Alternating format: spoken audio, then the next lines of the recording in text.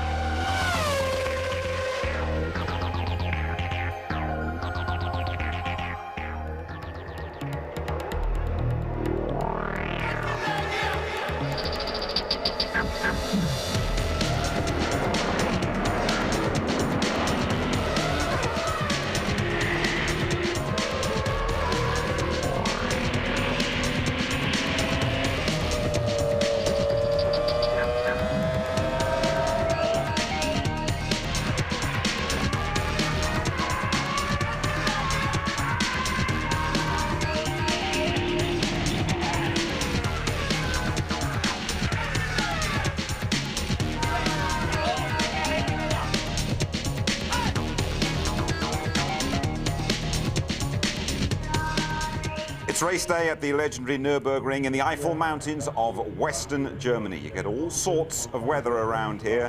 It's a cool 10 degrees. It is threatening to rain for the European Grand Prix. Hello there, welcome to the ITV Trackside Studio. A brilliant vista we have here at the Nürburgring as well. David Coulthard still herding after that plane crash, but he stuck his McLaren on pole for the first time in 2 years. And how appropriate that alongside Tony Jardine in the studio, we're joined by Norbert Howe, Mercedes Motorsport Director. Norbert, welcome. High hopes for David this afternoon? Yes, for sure. I mean, he did a fantastic job. He did not only do a good race in Barcelona, he really handled it very well today and yesterday's practice. And I think even if the circumstances would have been right, let's say that the whole hour could be used for the qualifying, I think he would have had a very good chance to stay on pole. The 1:17.5 he did is a remarkable achievement, I have to say. Do you detect a new, a more determined David Coulthard, particularly after the plane crash? I'm not so sure. I think he was just underestimated, not by me, because I knew what the guy is capable to do, and he is a great race driver. He learned a lot, and we're working together in the 5th year right now. And he improved his performance continuously, and I think he even will be better in the future. And let's say he's going to have a couple of race wins, then that would be the major breakthrough, and I think he can do it. Okay, Tony, let's have a check back at that qualifying hour, almost a half hour really, where it all happened before the rain came here yesterday. And I mean, Michael Schumacher and Coulthard, there was a real battle going on. Hakkinen was involved as well, but it was all a question of finding that sweet spot in the hour, wasn't it? There was a sense of urgency to it, and none more than David Coulthard, as we're watching here, and his timing was impeccable. But I just think that because he'd had the accident in the morning, he'd run off on the track there, done some damage, that made him not make any changes to the car. He was quite happy with the car. For once, he left it, and off he went. And then out went Schumacher as well, who went about half a second quicker at the time. Well, we thought already there's a ding-dong battle going on. Schumacher wanting to perform at home, of course, he hadn't done that last year. Mika Häkkinen's not been that happy with his car all weekend. He's never actually been on pole at the European Grand Prix, but we thought he'd done it first inside 1:18, wasn't he? Yeah, I mean, the reliability factor, as he says, and Norbert knows, has been working very, very hard on things. A great qualifying driver anyway, a brilliant driver in Häkkinen. But here he had some problems with the brakes in the morning. He did say afterwards, my car is not the same as David's. I'm not 100% happy. He's not normally like that. I'm down in 3rd place on the grid. Nonetheless, I expect to see fireworks from him in the race. And then, almost within seconds of each other in that session, David Coulthard got his pole position and Michael Schumacher was just fractionally behind him. Yeah, and I think, well, David Coulthard, of course, when he was saying here, he actually purposely kept off the curbs. He said, perhaps I lost a few tenths of a second here.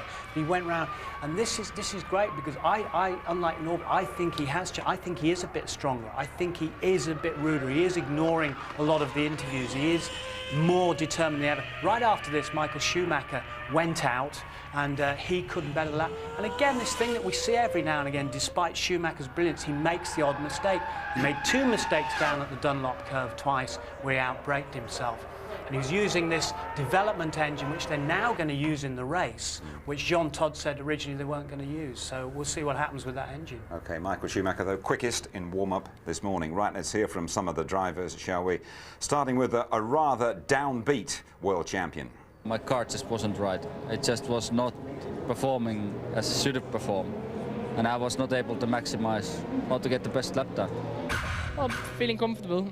Second position is a very good start base for the race, and we have to get right the start, the strategy for the race, and the rest will happen. I feel good. No one's won from pole this year, but I hope I can be the first. So the grid, Tony. Yeah, well, I mean, this is the first pole for Coulthard since '98 in Canada. Schumacher not that happy, but he says get the strategy right from the front row of the grid. Hakkinen, as we know, not 100% happy. Barrichello 23 points behind. Will he now have to kowtow behind Michael Schumacher? Ralph, a great job there, and competition for Norbert and BMW and a few of the workers here. Truly, second here last year, heading for the podium, he hopes. Fisichella lost a wheel this morning, very embarrassing. Irvine quite close to his best. He was 6th at San Marino. Not bad for Jaguar there. Villeneuve affected by the traffic, so was Frentzen and the rain, having that last dash towards the end of the qualifying session. And Button, well, he was affected. He crashed. He missed one whole session. Sir Frank Williams said we expected more pressure on Button there. De La Rosa equaling his best from Australia. Verstappen, engine change.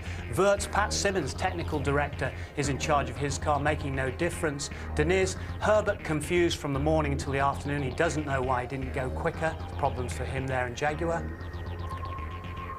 And then we've got Alesi, who spun across the pit lane entrance, Zonta, of course, and then we have the Minardis towards the back, Genet, Salo, lackluster, and there's Mazzacane. And poor Nick Heidfeld, unfortunately not able to race in his home Grand Prix, disqualified for being underweight. Man who's come through McLaren and Mercedes school with Norbert and his boys. A great shame for him. 3 German drivers instead of 4 in this race.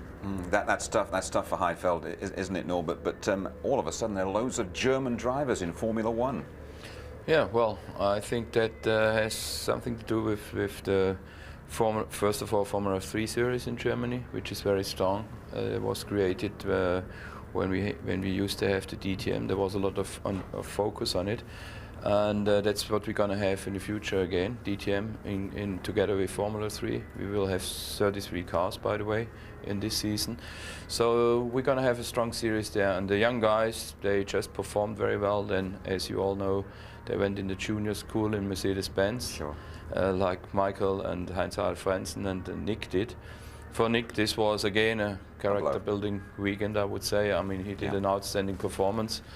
It was very long time, 6th, 7th, and then at the end I think he was 11th or 12th, that's right, or whatever. something like that, when he's... And then, well, got disqualified because of underweight, and I think it was just a kilo or so. Yeah. And this is really tough. But I think if you learn at the beginning of your career that things like that can happen, it makes you even stronger. And I think Nick is a guy who can cope with it. OK, Norbert, thank you very much. And Tony, we're following Barcelona here. We always go to Barcelona and fear the worst a bit, don't we? But we had all sorts of incidents, particularly this stuff in the pits. It was a tremendous race. Michael Schumacher leading at this point, coming into the first pit stop. Now, Nigel Stepney there, the refueler and chief mechanic, he took over that job in '95 after a big pit stop went wrong for Berger. This went wrong. The lollipop man came up too quickly. 2 levers. The second man, Andrea Vicari, went in behind to pull the second lever.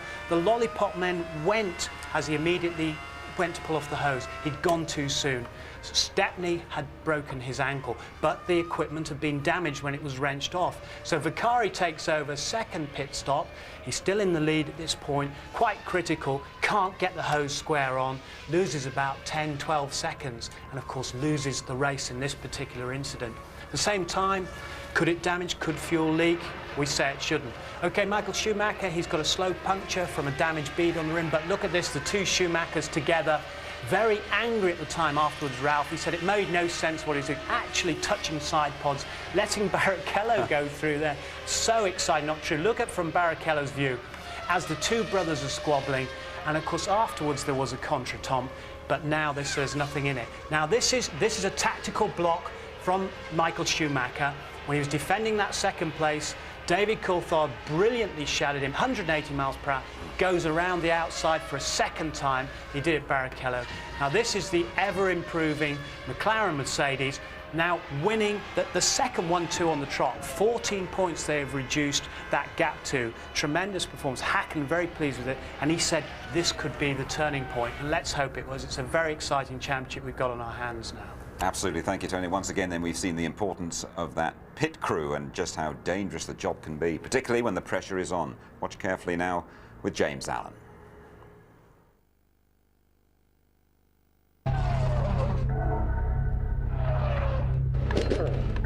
Formula One drivers are used to pressure, but more and more the pit crews are finding that they decide the result of a race.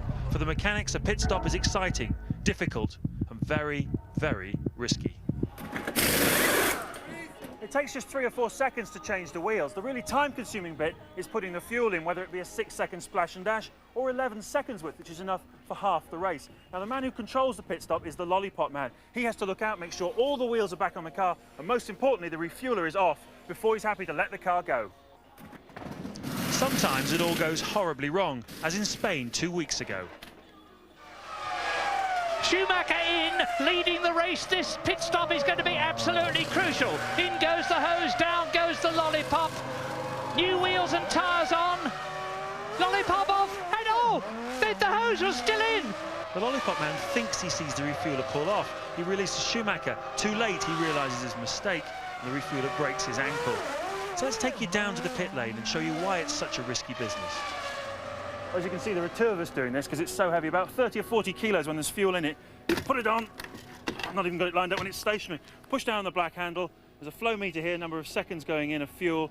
When you're happy, enough fuel in, you pull this handle back, get hold of this one and pull it away. Easy enough when it's stationary, but much more difficult when it's moving. And more difficult still when you're wearing cumbersome fireproof gear, helmets and breathing apparatus.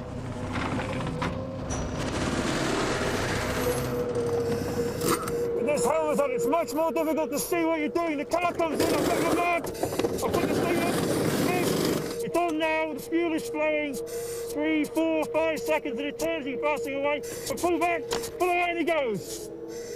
Ferrari's accident has been a wake-up call for all of the teams in the pit lane.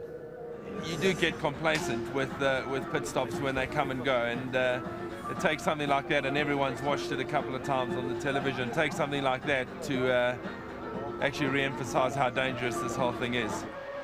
Even when you're practicing, standing in front of a car traveling at 50 miles an hour is not for the faint-hearted.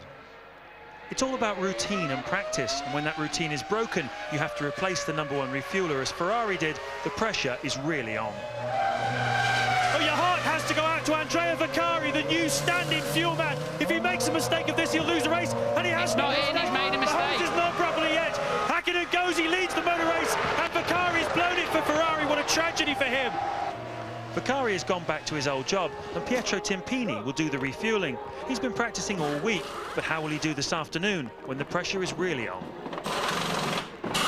I mean, if we had a weakness, it's that we hadn't practiced enough before we had the problem with Barcelona. We have a backup crew for everything, but we'd been probably a little bit stretched at the beginning of the season, and we hadn't done enough practice, so we exposed ourselves when Nigel was hurt. Whoever does the job is going to be under a lot more pressure than he appreciates. It is singularly the most difficult task in the pit stop. Yeah, half a second in the pits is the race, so there is a lot of pressure on the guys to perform, as much pressure perhaps as the driver. So and of course you've got 15 or 20 guys involved in the whole process, and one slight misjudgment by any of them can cost you the race. Last year at this race, Ferrari had a bit of a miscount. Well, this is ludicrous. This is now they're going to have a committee meeting about it. Stick it on and send him out. While at Silverstone last year, a troublesome wheel nut lost Häkkinen a certain win and 10 points. But with overtaking on the track so difficult now, places are often changing in the pit lane. The best feeling of all for a pit crew is when your handiwork means that your man nicks a place off his rival. Who's going to get away first? The Ferrari should be easily away first, and it is. Oh, that is so close. Well done.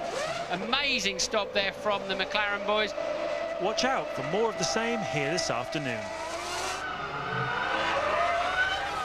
And our thanks to PAR for all their help in making that feature. Are the teams, the pit crews, a little bit more apprehensive, a bit more worried now after what happened in Barcelona?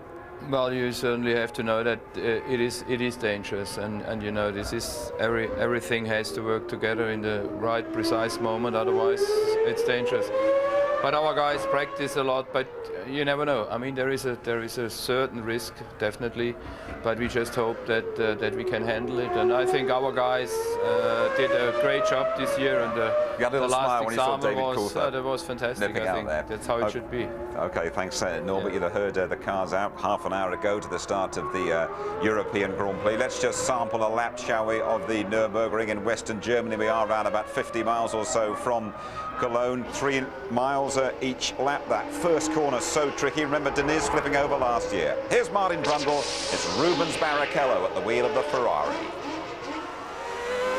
Okay, on the edge of your seat, you're on board a Ferrari with Rubens Barrichello. It's a little bit slippery out there. It has been raining. It's got to be tentative, up to 185 miles an hour. Down to the first and second corners, the Castrol S. Brake down to 85 miles an hour. Let the car run wide and lean on the curb on the exit for accelerating up to 170 for turn 3. Turn in early and try to keep as left as you can. Immediately it's into the Ford curve 4, just 70 miles an hour. Rubens running a little bit wide on the slippery track and cascading down the hill up to 175 miles an hour for the Dunlop curve. It's a hairpin. Turn 5, quite a lot of grip under braking, a little bit of banking too to help you in, but you have to be patient on the throttle. Uphill now to turn 6 and 7, normally 150 miles an hour, absolutely full throttle, but Barrichello has to just blend out the throttle. It's too slippery to go maximum and build up speed to 180 miles an hour for the RTL curve. Lose 100 miles an hour and let the car sweep through, running up high, but bring it left immediately for the second part, the bit curve. 100 miles an hour through the exit. Now, once again, as you can see, you're sweeping downhill up to 175 miles an hour through this easy right-hander, though it can be tricky in the wet. Now you're looking for the Vidal S, 185 miles an hour. Choose a braking point and come down to just 60 miles an hour. Clump the curb on the left. Try to keep the car straight. Get hard on the power. A short straight into Coca-Cola. Turn 13. The last corner of the lap, but you've got plenty of space on the exit. Past the hotel, over the grid hatchings. There's the start-finish line. Barrichello on his way. Thanks, Martin. OK, then, Norbert, you know this place very well indeed. We can't work it out. We don't know what the heck's going on with the weather here. What do you think is going to happen this afternoon? Well, I think nobody knows. You know, you can know this place as long as you like. You cannot predict the weather at the Nürburgring. In a moment it's dry, but I'm sure there are going to be some surprises this afternoon. And even if you are born here, you know, the Eifel keeps surprising you, definitely. Yeah. We've had a forecast. It says storms and high winds. How do you react to that? It's normal. Yeah. No, wait and see. I mean, it depends. You need a little bit of luck. You need to be at the right place at the right time. And I think we are quite strong. And I have to say, McLaren. You're on a roll at the moment, aren't you? Yeah, they are, absolutely. And they're doing a great job. You know, everybody thought we are under pressure, but this is a great team. And no matter what happens today, we're going to be strong during the course of the season. I do not know whether we can be world champion again, but we certainly are going for it, and, well, we are quite relaxed on it. Thanks very much indeed for joining us today, Norbert. Okay. We appreciate it. Thanks. Thank you. OK, then, well, there it is. Bit of rain for you, Norbert, before you go away. You can see it is all around here at the Nürburgring, and it rained about 3/4 of an hour ago pretty hard, and it looks as though we are into more of the same. Well, just looking back at last year's European Grand Prix, the form book was thrown right out of the window. The weather has always played a part. A British winner emerged from 14th on the grid. Yes, nice one, Frenson.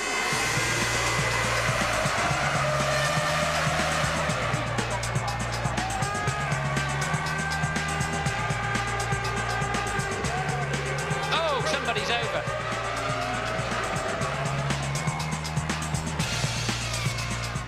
He's a lucky bunny.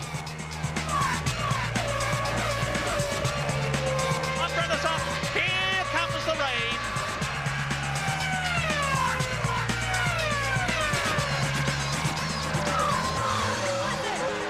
There's no tyre here. I've never seen anything like it.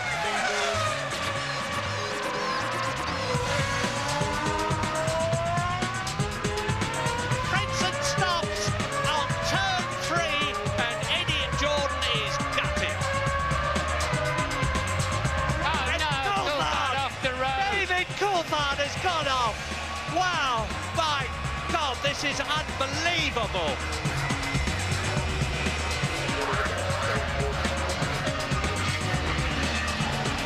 And off goes Schumacher. He's got a puncture, right rear puncture. Johnny Herbert leads the European Grand Prix. This is Manoa out of the race.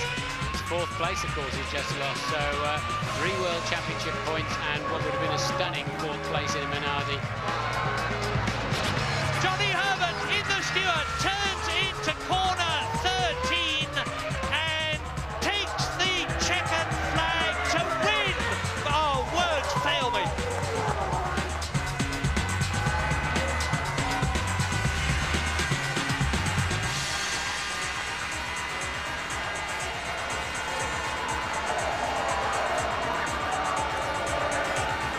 Well, for Stewart, Reed Jaguar, and the big cat has whimpered so far in Formula One. We'll be asking why. There's a revealing interview as well with the 97 world champion, Jacques Villeneuve.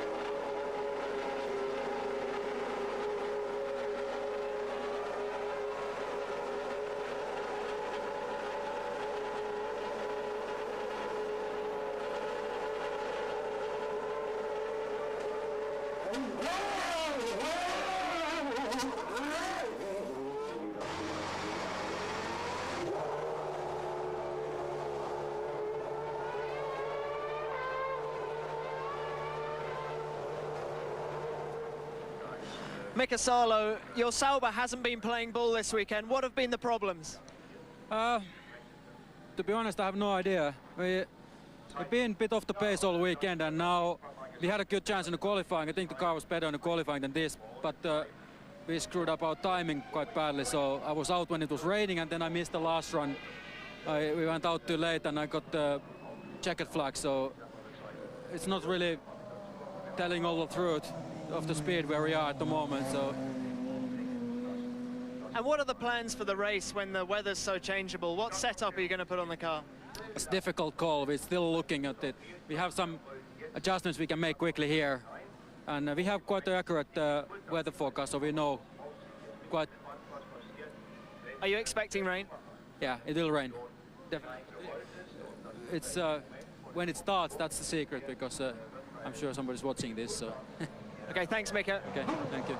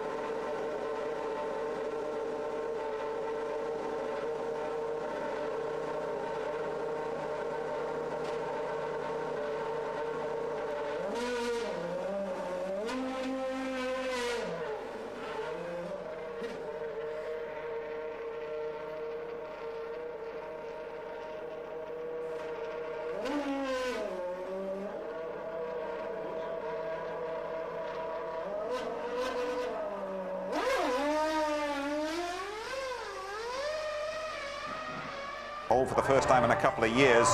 Nick Heidfeld, the young German, should have started his home Grand Prix in 13th place. His Prost, though, has been excluded for running underweight. In the 5th, the Martin Brundle's Inside Track Series, Martin has weighty matters on his mind.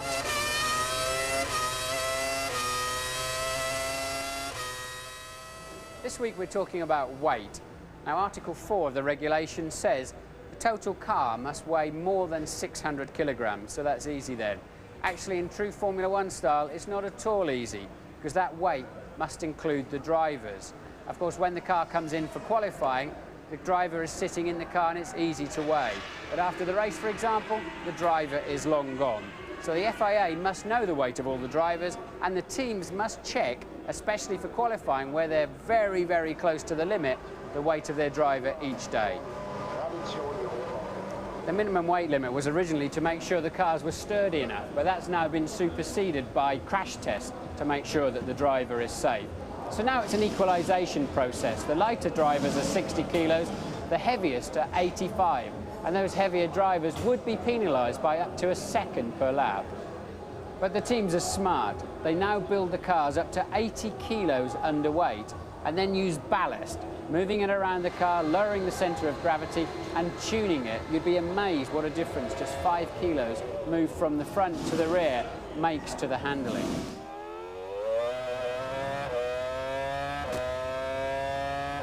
But Article 4.2 says that this lead must be sealable by the FIA for later checking and must need tools to remove it. It must be solidly fixed.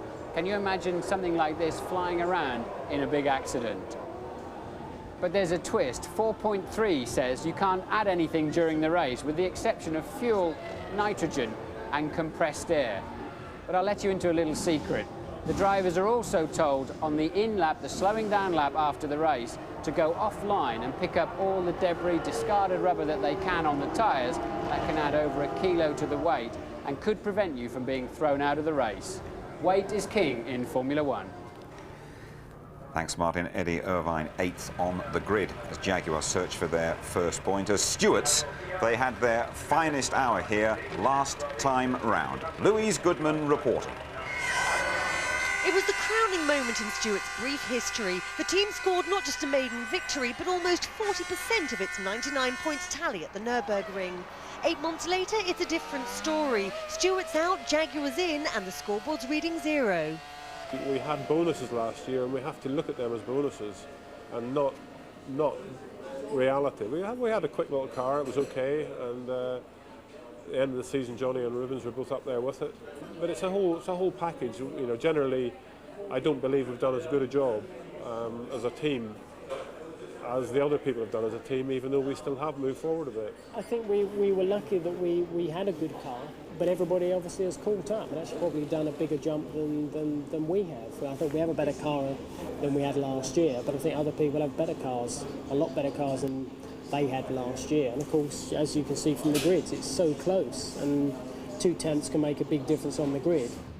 Jackie's resignation created a void at the helm, and it suggested that the team suffered a lack of direction in the changeover from Stewart to Jaguar. It wasn't really a lack of direction so much. It was just really a lack through the winter of really knowing what we were doing. You know, there was times you felt you were actually going, just a racing team going racing, and you couldn't quite get your hands on why you were doing it. You know, there was a company owned you that you never saw, and it made it quite difficult just to get decisions made. That was the basic thing.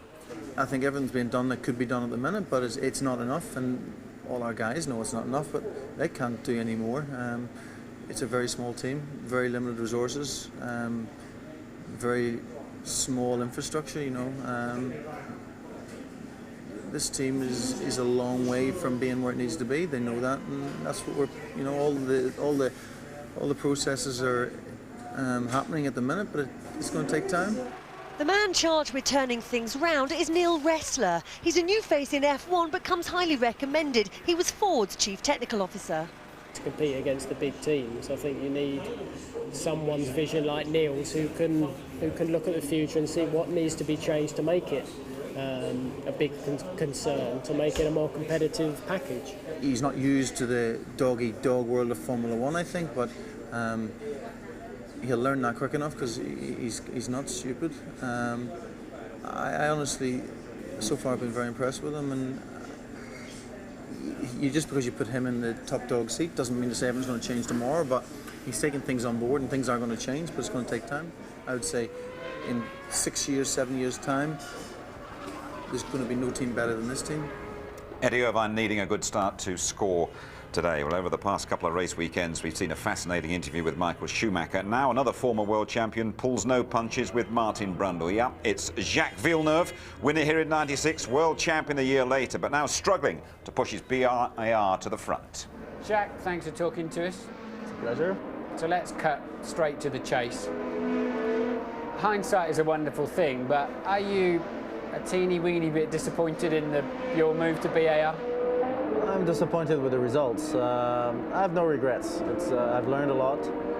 It's been a great experience. It's been a hard experience, but I think I've improved as a driver, so it's going to be useful in the future. So no, I've no bad feelings. Of course, there were some promises that were made before I joined the team that weren't kept because, well, results or the car was supposed to be a lot more performant than it was last year, but the starting point was a lot lower than it was supposed to be. So that's the annoying bit. But at least it's been improving. People have been working hard, and it's started to pay off. I know what it's like as a driver. You need a crystal ball. You're looking at a team. You're trying to work out how competitive it will be in months' time, or even a few years' time. What criteria do you look for? You want to believe that you can win. You want to believe that, first of all, that the team is behind you, and that your life within the team will be easy. That's very important. Then, of course, there's all the media aspect, how much work you'll have to do for the team outside of the car, and how much you'll get paid, I guess. That's all part of everything you look at. It's fine. You have to decide you want to be driving and winning every race and drive for free, or do something in between, or the best thing is to be in the best team and be paid the most. But I guess Michael got that when he went to Ferrari, but it took them a long time to get there. And now they have a winning car, so it's the same thing we want to do here, you know, take time to build it.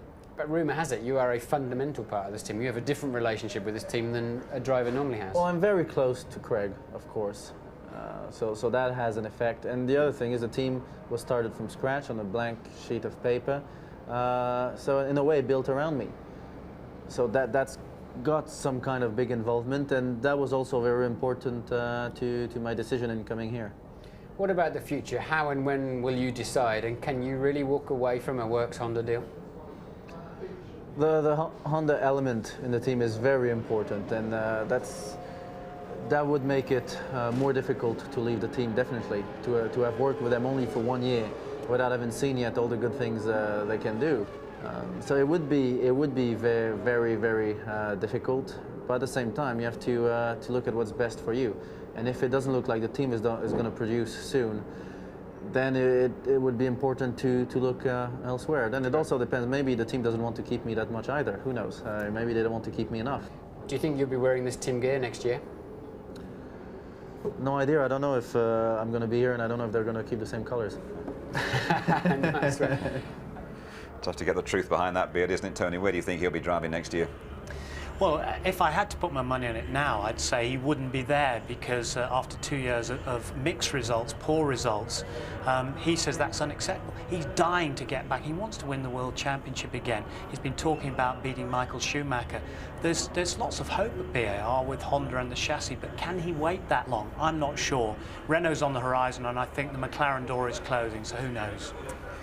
Well, always expect the unexpected at this place. Can David Coulthard become the first pole sitter to win for 10 races? How about Michael Schumacher? Is he going to deliver for his massive Schumi army? Don't discount brother Ralph, he's due a win. Can Hakkinen continue that McLaren surge? Will there be another ring upset with last year's winner Herbert, or even Jenson Button? All will be revealed.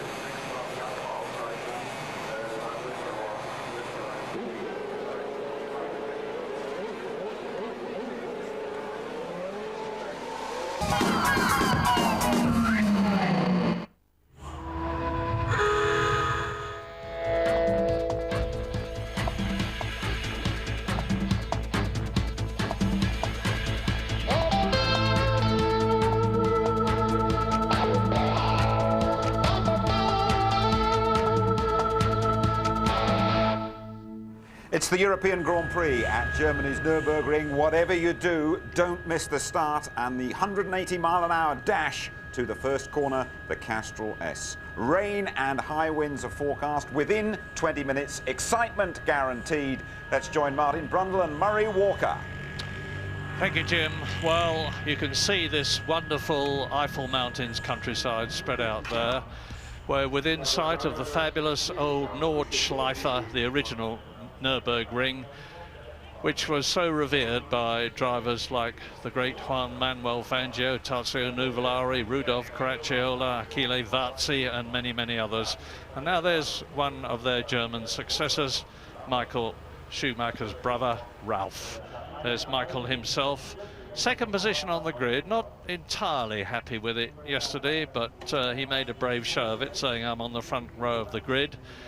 But I said yesterday during qualifying what a wonderful thing it would be for David Coulthard, who has had such a terrible time recently, for McLaren, for Mercedes-Benz, for Britain and for Germany, if David got that pole position. Well, he did exactly that, the 9th of his career, the first of the year. He's been driving magnificently. After all, he has had 2 second places this year. He lost one of them through no fault of his own, through a problem with the car when it was checked. But he's also won the British Grand Prix, and he's well up in the World Championship, just 2 points behind his teammate Mika Häkkinen and 16 points behind Michael Schumacher. So David Coulthard is very much in the running from pole position for another win here to improve his World Championship position.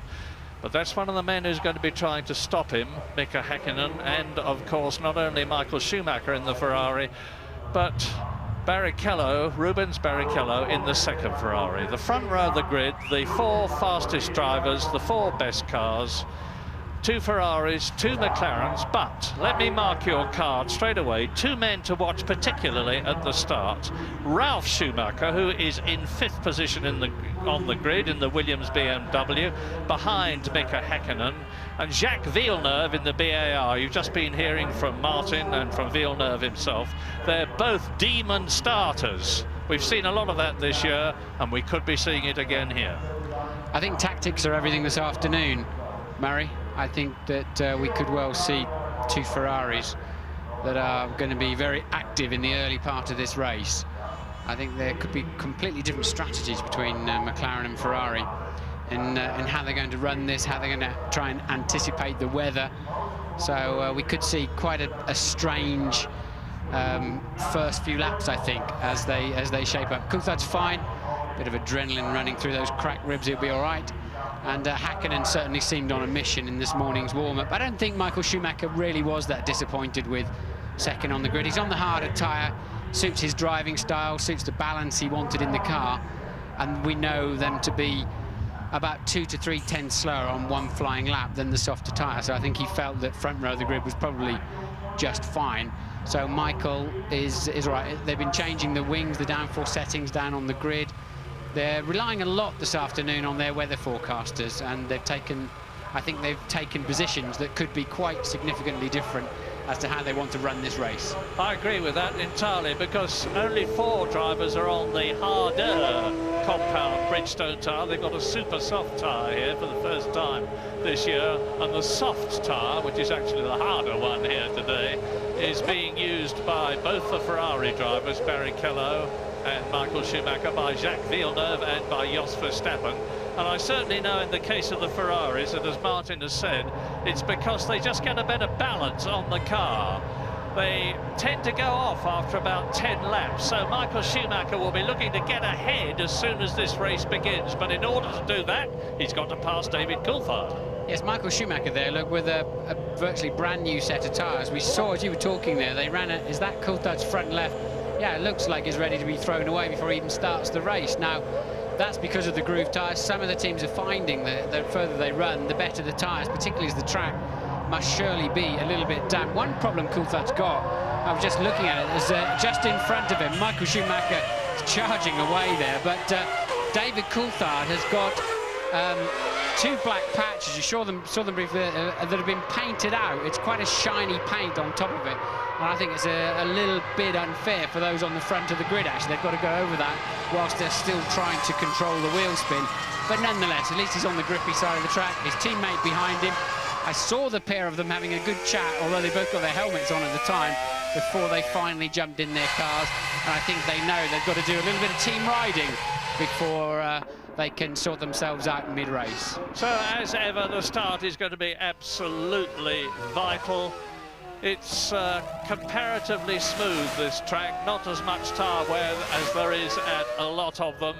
I'm expecting most of them to make just 1 stop. Some of them may be making 2, and that is the slowest corner on the course that we're looking down on now, the Dunlop curve. But it bears repeating again that the weather, you can see that heavy rain cloud above you on the left, where we're moving away from it now. But there are clouds all the time over the Nürburgring. It's just like the Spa circuit in Belgium. Weather is totally unpredictable. It can be dry, bright, blue skies 1 minute and heavy cloud and pouring rain the next. And that's what we expect this afternoon, with an 80% certainty of rain. It's one thing the drivers have got to remember, and it's always difficult to come into the pits, especially if you're at the sharp end of a race.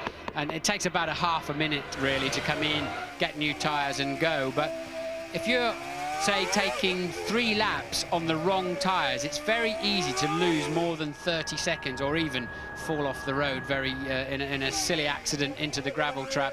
So you really have to have the strength of mind to say, right, I'm going to go in. I know I should be on different tyres. Even if I'm going to use them for 5 or 7 laps, it's better to use them than lose that extra time. But the other situation is, when you're doing, I don't know, trolling along at 150 miles an hour, the little sprinkling of rain that's out there at the moment, we feel, walking around, is streaming off of your visor, and it's very difficult to judge just how much rain is coming down until there's standing water. So, out of the Vidal chicane, out of turn 13, the last on the circuit, which, by the way, is a 2.8-mile lap. David Coulthard in pole position for the first time this year, for the 9th time in his career. There's his chief rival, Michael Schumacher. Behind David Coulthard, there is Mika Häkkinen. Behind Mika Häkkinen, the man I told you to watch. Look on the right, the 3rd car back, Ralf Schumacher. Watch the lights then. When the 5th, when they're all on, they'll go out, there'll be a pause, and the race will be go! Good one by David Coulthard and Mika Häkkinen. Streaks between the 2 of them. Is that what they were talking about? Is that what they were talking about? And Rubens Barrichello challenging. So Michael Schumacher in 2nd position between the 2 McLarens, and then Barrichello off goes one of the Jordans, and somebody is trailing along at the back. It is Marc Genet in the Minardi, who's had a very late start.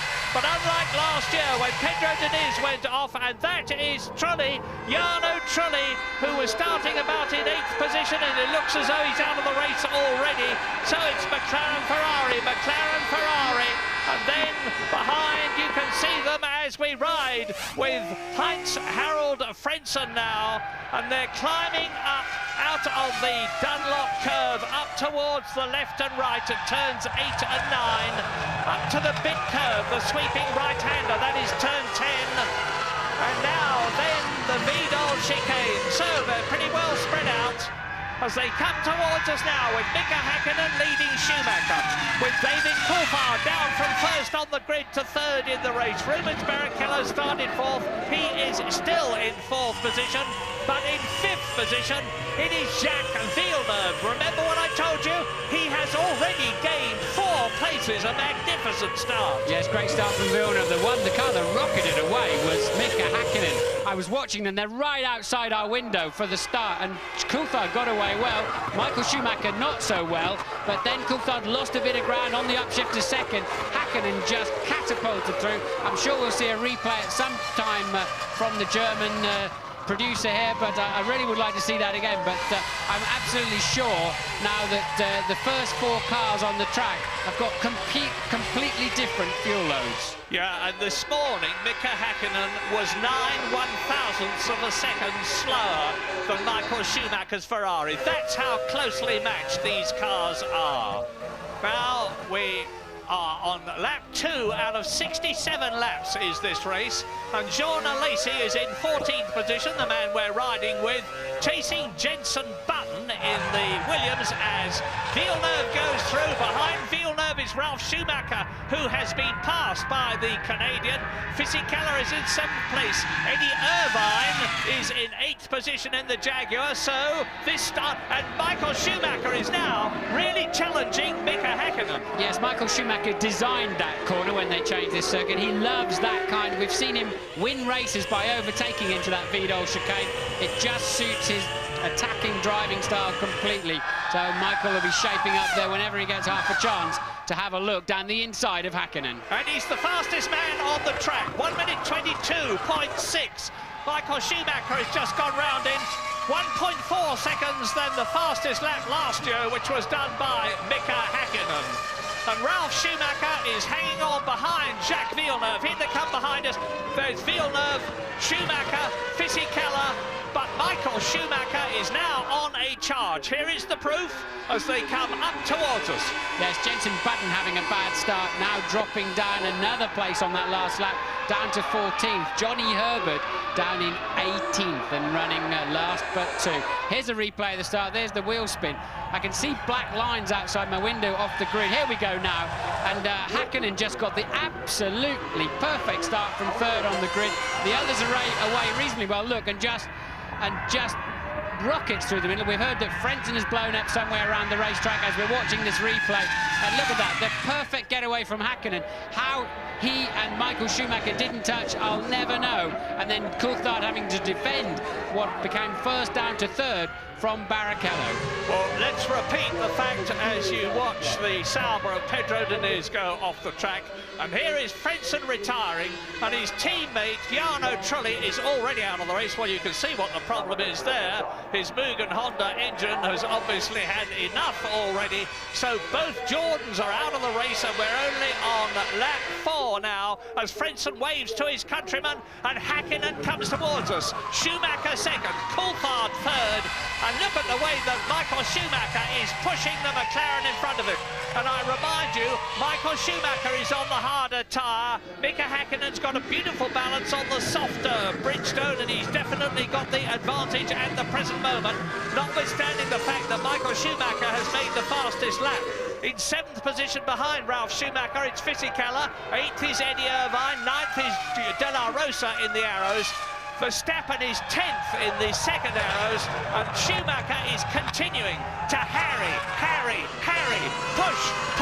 push, get his front wing right under the rear wing of Mika Häkkinen's McLaren as they storm round this track.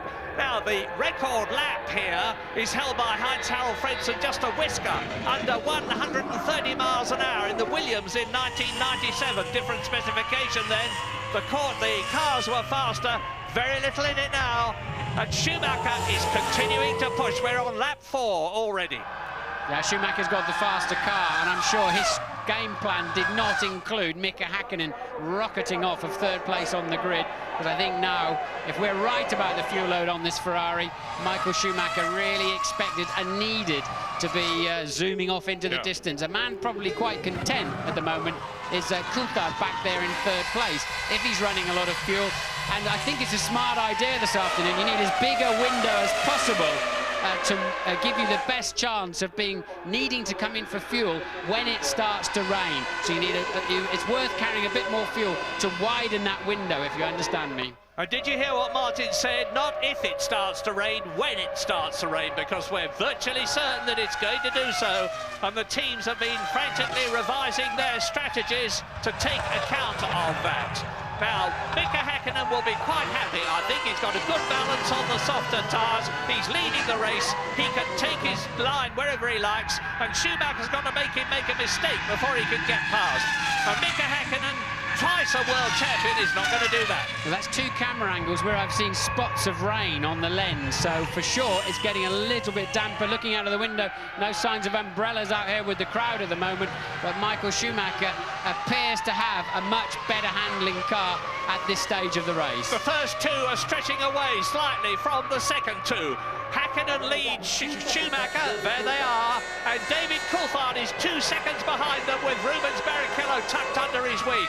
Jacques Villeneuve is 6 seconds behind Barrichello. Fisichella is right behind Villeneuve in 6th position. Ralf Schumacher is 11 seconds behind the leader in 7th place in the Williams. Then it's De La Rosa. And hello, what's happening here? Off goes the Sauber again.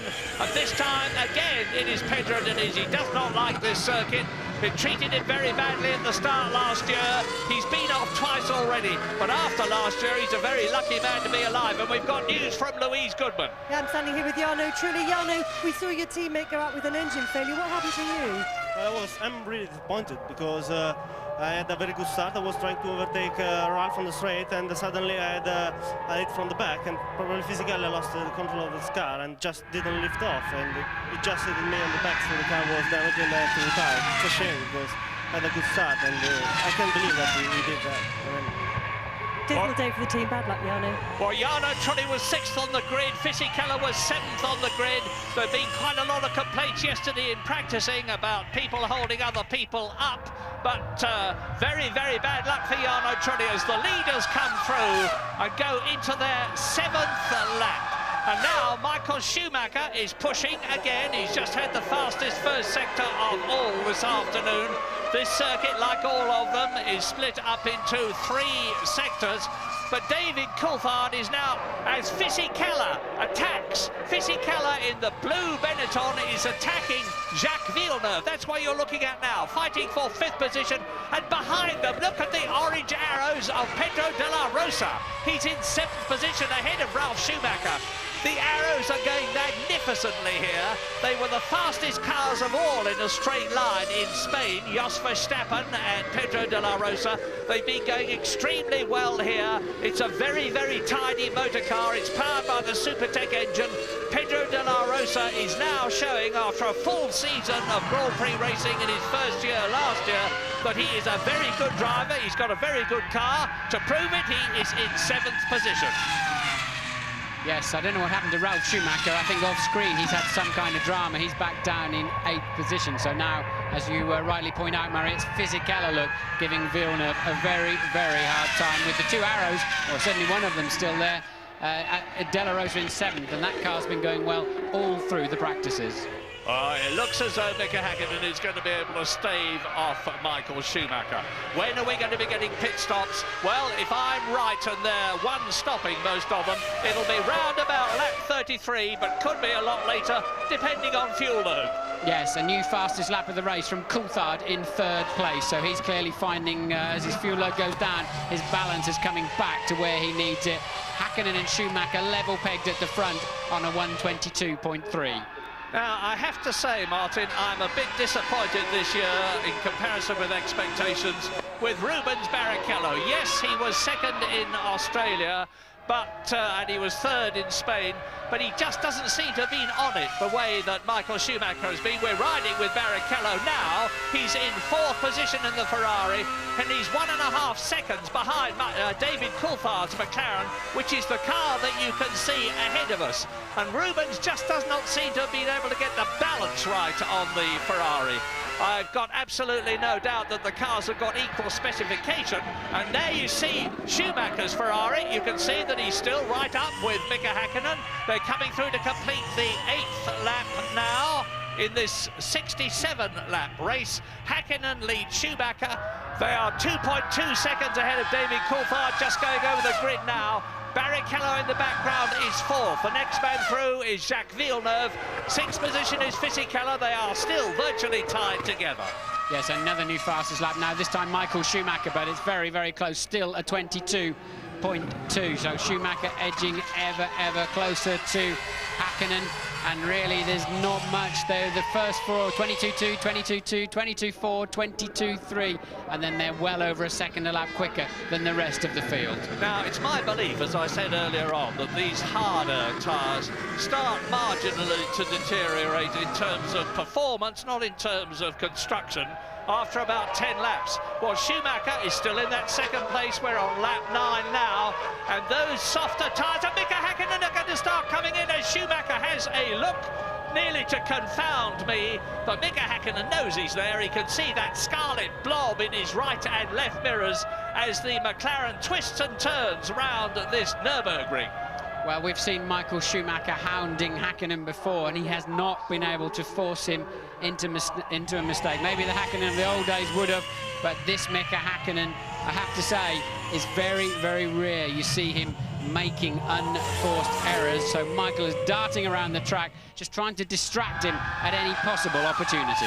133 Grand Prix behind Mika Hakkinen. He's got a lot of experience with Lotus originally. Here is Coulthard third, Barrichello fourth, and Sauber are readying their wheels and tyres for a stop.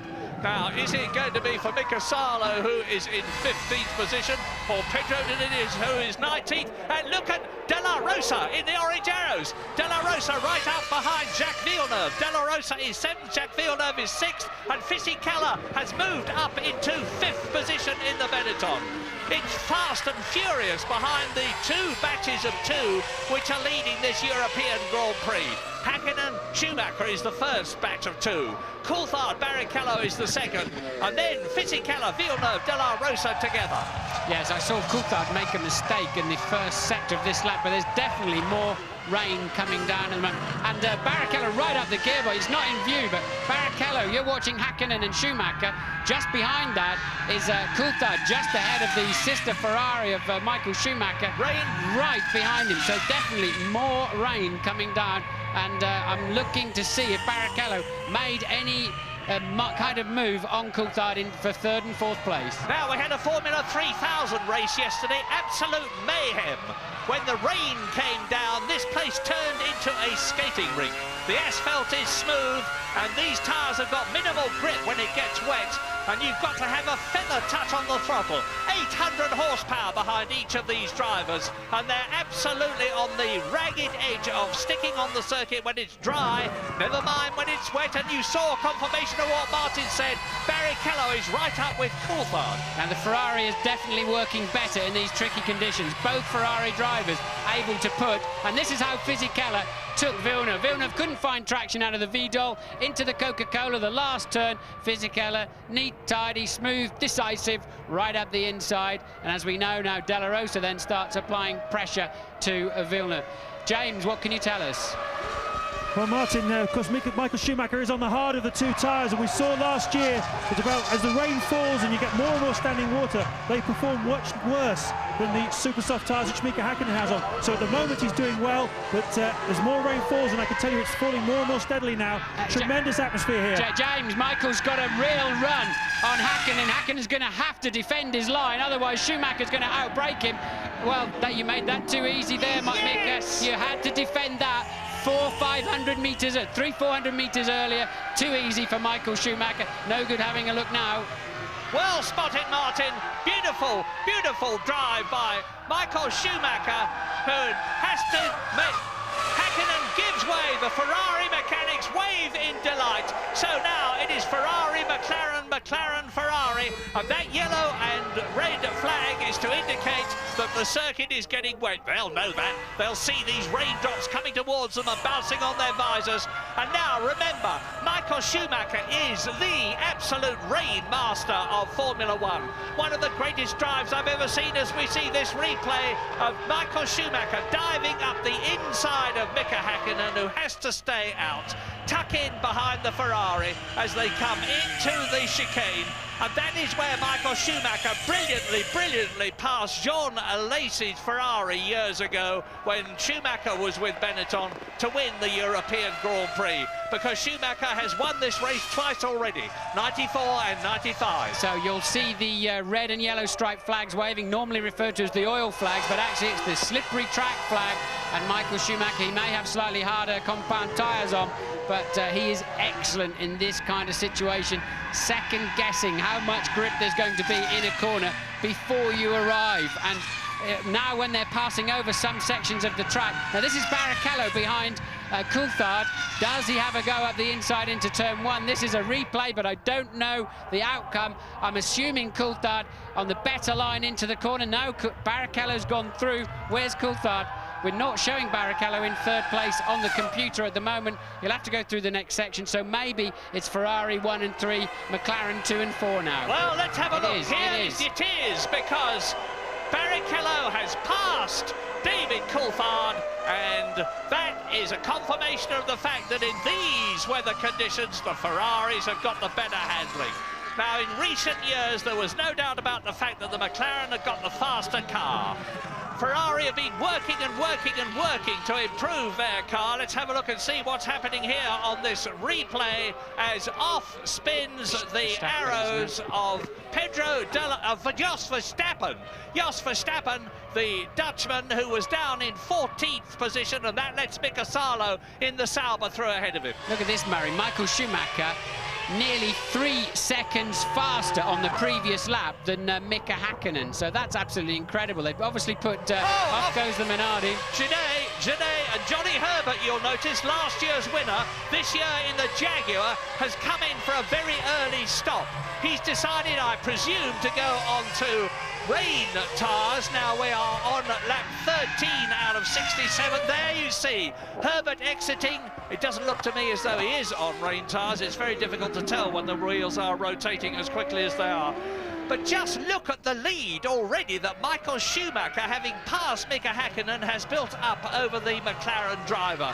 And Rubens Barrichello in the second Ferrari is catching Häkkinen. He was about 5 seconds behind him. He's now 3.3 seconds. There is Häkkinen looking visibly, to me, slower than Schumacher and Barrichello as he rounds turn 13, followed by David Coulthard. Yes, now remember what I said at the beginning of the programme, that if you go 3 or 4 laps losing 10, 12 seconds a lap, then you may as well be on the other tyres. Now which they're doing, they're now 14 seconds off the dry pace that they started this race at. Maybe they should be coming in. Yes, I think they should now be in, getting some wet tyres on. But a lot of them are hanging on. Now is the moment for some wet tyres. But the problem is second-guessing the weather. Will it stop raining and dry out immediately? I think they should now be in for wets, and I'm expecting them anytime soon. As De La Rosa's 7th challenge, here is Verstappen coming in the arrows. Behind him, Mika Salo in the Sauber. And behind David Coulthard, who is in 4th place, Fisichella is on his own in the Benetton. But what a struggle behind him as off spins again the Minardi. This is a replay of Marc Genet. Jacques Villeneuve, De La Rosa, Eddie Irvine in the Jaguar and Ralf Schumacher are absolutely together on the circuit, fighting for 6th position. There's 6th, 7th, 8th and 9th, but 4 car lengths covers them. As Genet, who has spun off and lost his front wing, you see, comes in for a new nose cone and wing assembly. Michael Schumacher leads on lap 14 out of 67, 53 laps to go. Well, Schumi stayed on the racetrack. I mean, I can't see where the weather's coming from, but Schumi's decided to stay. I mean, he's barely on the throttle as he comes over the line. Let's see his lap time. It's a 41. That's 19 seconds slower. It takes you 30 seconds to make a pit stop. Okay, you've got to do another 30 seconds to come in and change the tyres again. And what was going on there, Murray? No, Ralf Schumacher doing the same as his brother as Pedro Diniz spins off. This is what the rain is doing. In comes David Coulthard from 4th position. But Ralph Schumacher's doing like his brother. He's driving magnificently in the wet. He's gone ahead of Jacques Villeneuve up into 6th position. David Coulthard goes out in about 7.4 seconds. And of course, he's got a new set of tyres on lap 15. And David Coulthard exits the pit lane as Fisichella comes through, still on his original tyres in 5th position. Now, this race is going to be a commentator's nightmare from now on as cars pour in, and Eddie Irvine in the Jaguar comes out behind De La Rosa still. I think it's going to be a commentator's dream, to be honest, Murray, because we're going to see action all through the afternoon. That is true. As these people guess, second guess, change their minds or whatever, but certainly on those lap times, they're better doing 2 or 3 laps on the wet. The wet rubber can often be harder than the dry rubber, but because it's got a lot more cuts in it, the tread moves around, the blocks move around, generates more heat. It's a different type of compounding that gives more grip in cool conditions. So we know the Ferrari mechanics are out in the pit lane too. I think they'll have to respond to, yes, and that is Michael in the pit lane. Coming through what is a very slow last corner, and then over the white line at just 80 kilometers per hour. He's got to hit the button, and there are his team. He's got to hope he doesn't run over them as he did in Spain, but that was not his fault in the Catalonia Grand Prix, and I don't know if James is there. And behind him is Mika Häkkinen. So they come in 1st and 2nd. Häkkinen stops. There he is in the background. There is Fisichella coming in. So all the leaders are coming in now. And you watch Schumacher exit after 12.1 seconds. That's a very long stop. How does Mika Häkkinen's time compare? Problem for Häkkinen's car, Murray. Long time putting the right rear on. So Häkkinen quite slow away. Now something's coming. He'll beat that out of the pit lane. So I think he lost just a few seconds there while they had a slight drama. And look, Coulthard is right up there with Michael Schumacher. Coulthard, who has stopped. Michael Schumacher has stopped. Schumacher is now just ahead of David Coulthard as they come up behind Jenson Button. Jenson Button in the Williams. And now, Michael's on his out lap. He doesn't know how much grip there is. Coulthard's now on his 1st flying lap, and that's why Michael's having to defend quite aggressively there with David Coulthard, whose tyres are that bit warmer, and he's got more knowledge of the racetrack. So, lap 16, here is the order at the present moment as you watch Schumacher and Coulthard and Jenson Button keeping his Williams in between them. He's led Schumacher through. He's refusing to be passed by David Coulthard. This is costing Coulthard dear in the McLaren as Jenson Button fights for position and to avoid being lapped, which he has now been. No, that's for position, Murray, because he hasn't been in. Button, although he's on the wrong tyres, Button is actually in 7th place. Coulthard's taken that 7th place away from him, but he is on wets, but it has, as you pointed out, cost him dearly, and that will obviously be Rubens Barrichello's stop. Here he comes now. He should peel into the... Oh, even a job getting in the pit lane, look. You can see how slippery it is. It's a long, long drag into the pit lane.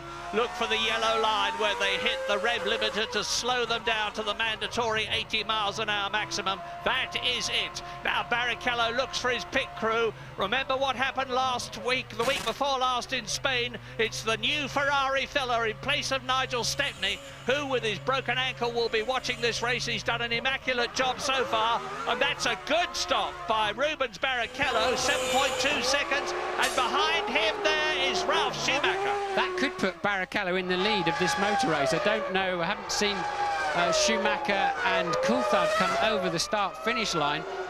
It's totally upside down at the moment, but I wonder if that put Barrichello out in front of the race. I think you're right, Martin. It's so easy to get it wrong, though. I think we'd better be very, very cautious until we see how things are settling down, if they settle down. Because, as I said, there's cars flying in and out of the pits as the weather conditions deteriorate.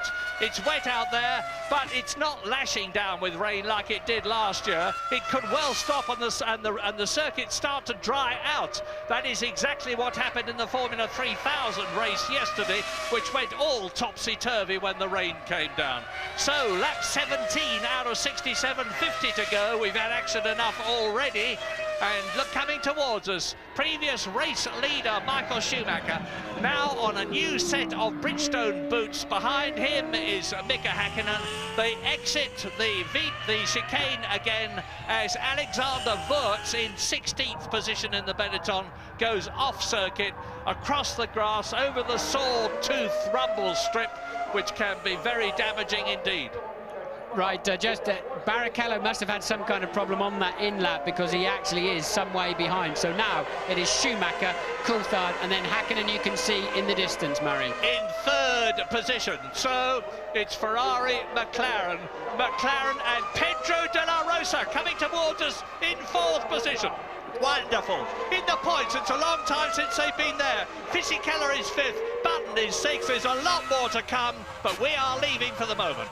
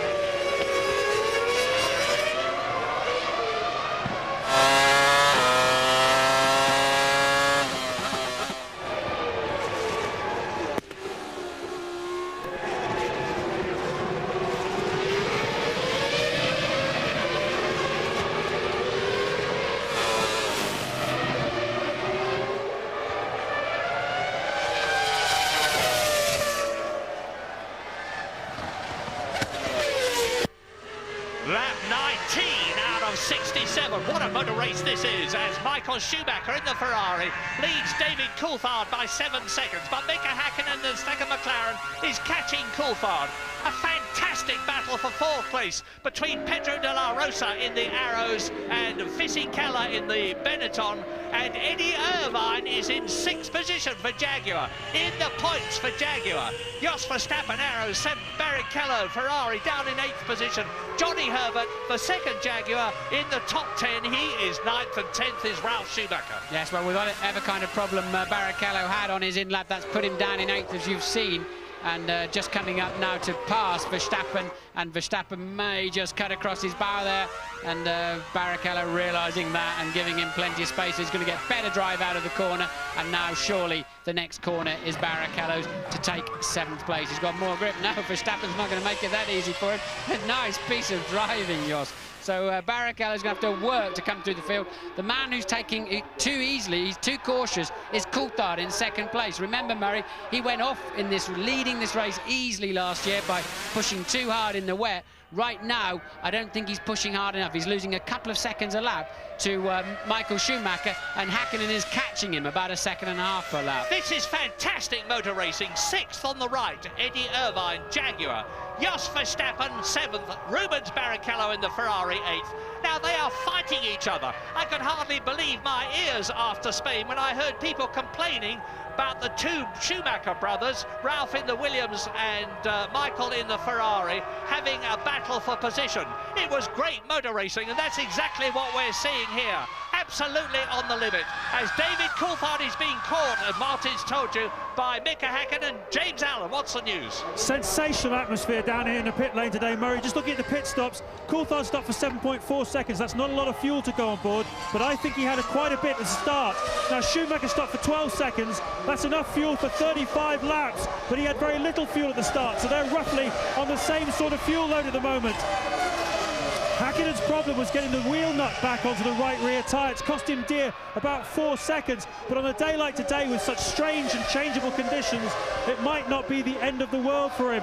But obviously, Ferrari and McLaren both think it's going to rain now for quite a long time, at least the next half an hour or 40 minutes. This race is far from over, and we definitely will have more pit stops. And Häkkinen goes through, passes David Coulthard. Häkkinen's been lapping 2 seconds a lap faster than his teammate. He's got the bit between his teeth now. He's going for it. He's back into second position. David Coulthard there, the pole position man, goes down to third position.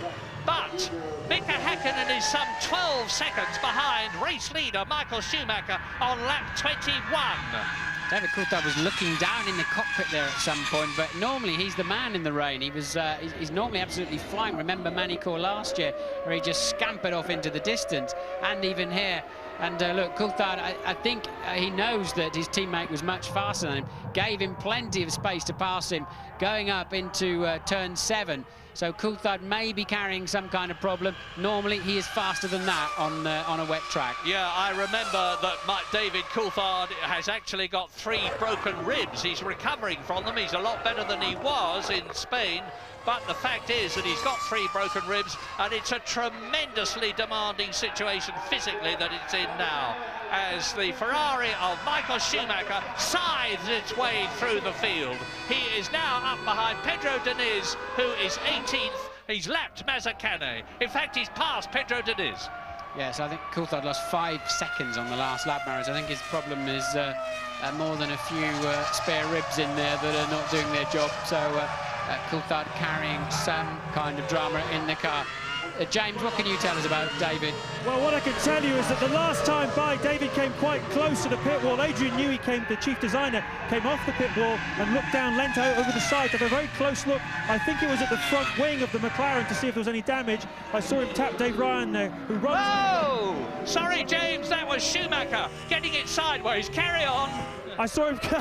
This is amazing, isn't it, Murray? I saw him tap Dave Ryan, who runs Coulthard's race effort, on the shoulder and say, it's OK, Coulthard's car is OK. Well, it may be OK, but it's not quick enough to hold that second position. We're on lap 23 now. Now, this is going to be a replay of Rubens Barrichello coming up behind Pedro de la Rosa and Eddie Irvine to try and gain track position. I've said so far it's Verstappen, actually, I apologise. I said that Barrichello has been the disappointment of this race for me so far, because he is down in 7th position. Well, he's moved up a place there, and the race order is Schumacher leading Häkkinen.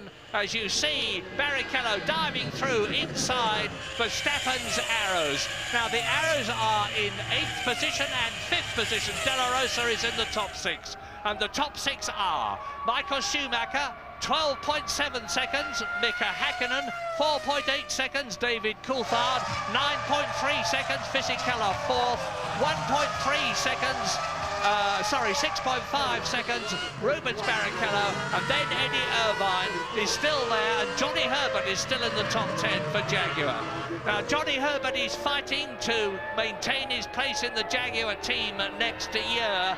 He really wants a good result. Well, of course, he always wants one. And last year, he got one here because he won the race in appalling conditions.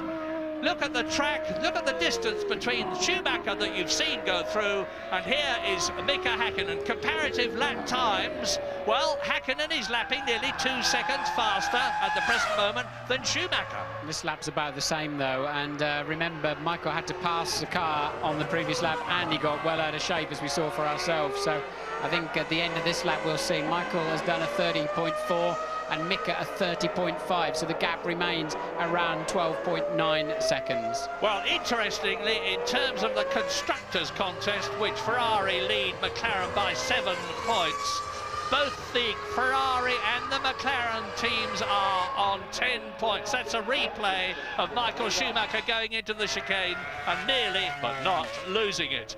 Michael Schumacher is on a potential 10 World Championship points, and that would increase his lead over Mika Häkkinen. We're going for a break.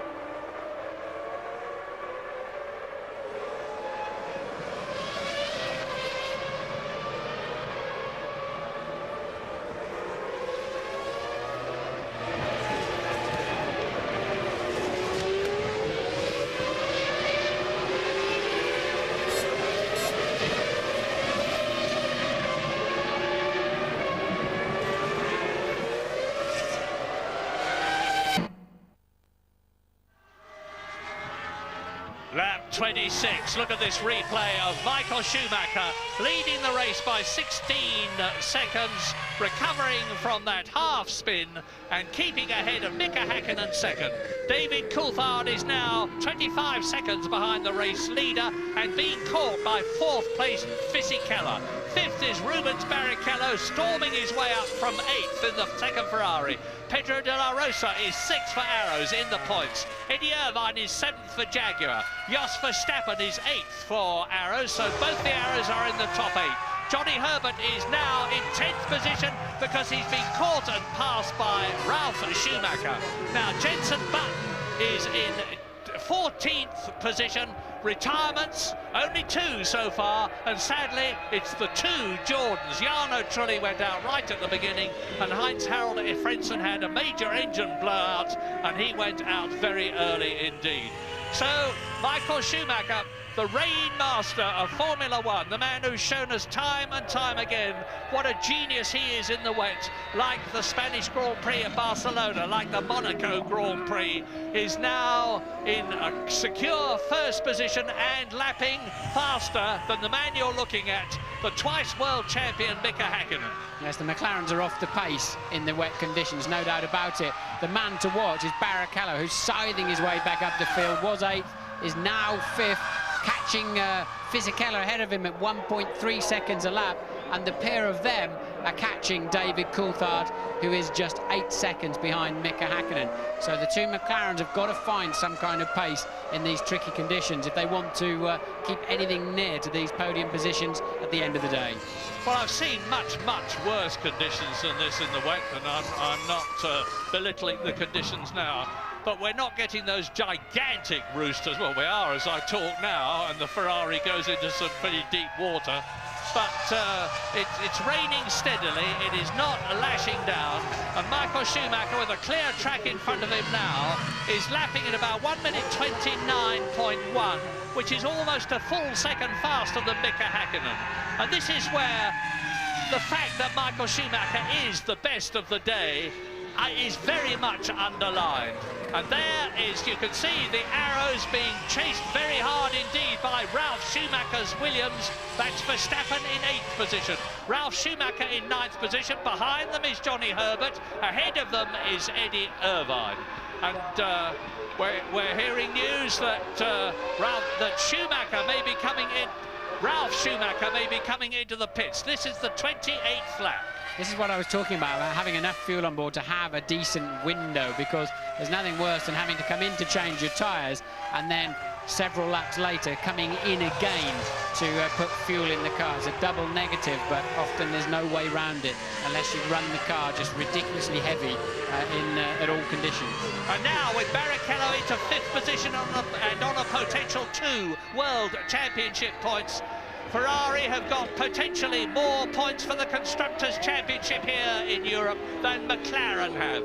Barrichello is doing a superb job, and so is Verstappen, because Verstappen in the orange arrows pursued by the white Williams of Ralf Schumacher, who tries to go through on the inside and has to run wide as Verstappen retains his line. They're both closing up on Eddie Irvine and the Jaguar, who's holding that 7th position. It's quite conceivable that here, for the first time in the year 2000, well, first time ever, we're going to see a Jaguar get a Formula 1 World Championship point. Fingers crossed.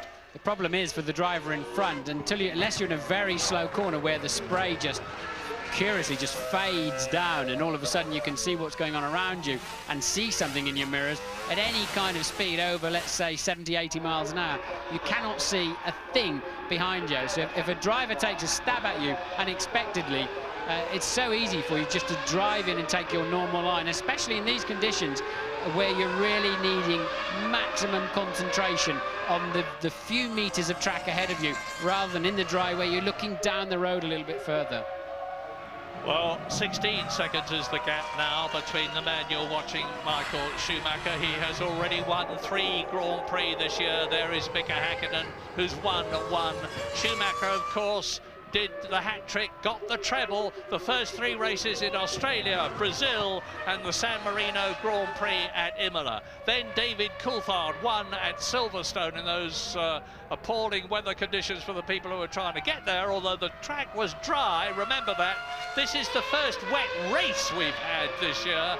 And then Mika Häkkinen won in Spain. So it's 3 to Ferrari, 2 to McLaren so far. And the World Championship well and truly alive, but not this race for Mika Salo, because he is out of it from 13th position. His teammate Pedro Diniz, 17th now, has been lapped. Something yellow in the gravel trap there as well, but I don't think it's a piece of Salo. I think it must be a piece of somebody else. I think it's his nose. Oh, I was going to say it's his nose cone, but it's stayed. Oh, it's off something else. Something else early in the race, but there's no way out of there in a Formula 1 car, that's for sure. Mika Salo in a much improved Sauber this year, but their usual problem is that they start well and then start to deteriorate with a lack of development. But they've changed the management personnel and the technical personnel at Hinwil in Switzerland, and things were actually looking much better for Sauber, but not here at the moment, as David Coulthard in 3rd position is seeing, or will be seeing soon, Giancarlo Fisichella in Benetton, the man who was 2nd in Brazil, getting closer and closer to the McLaren. There's about half a second in it. That yellow car is Mazzacane, who has been lapped. And coming towards us now, there is Fisichella, and behind him Rubens Barrichello. Now Barrichello, I remind you, has come up from 8th to 7th, from 7th to 6th. From 6th to 5th, and that's where he is now, and he's having a go at Giancarlo Fisichella's Benetton to move up into 4th position and get himself another World Championship point if he can stay there. Rubens Barrichello, of course, is no slouch in the wet.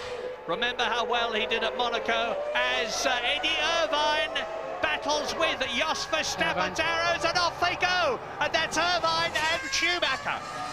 Ralf Schumacher out of the race. Ralf Schumacher out of the race as he was hit.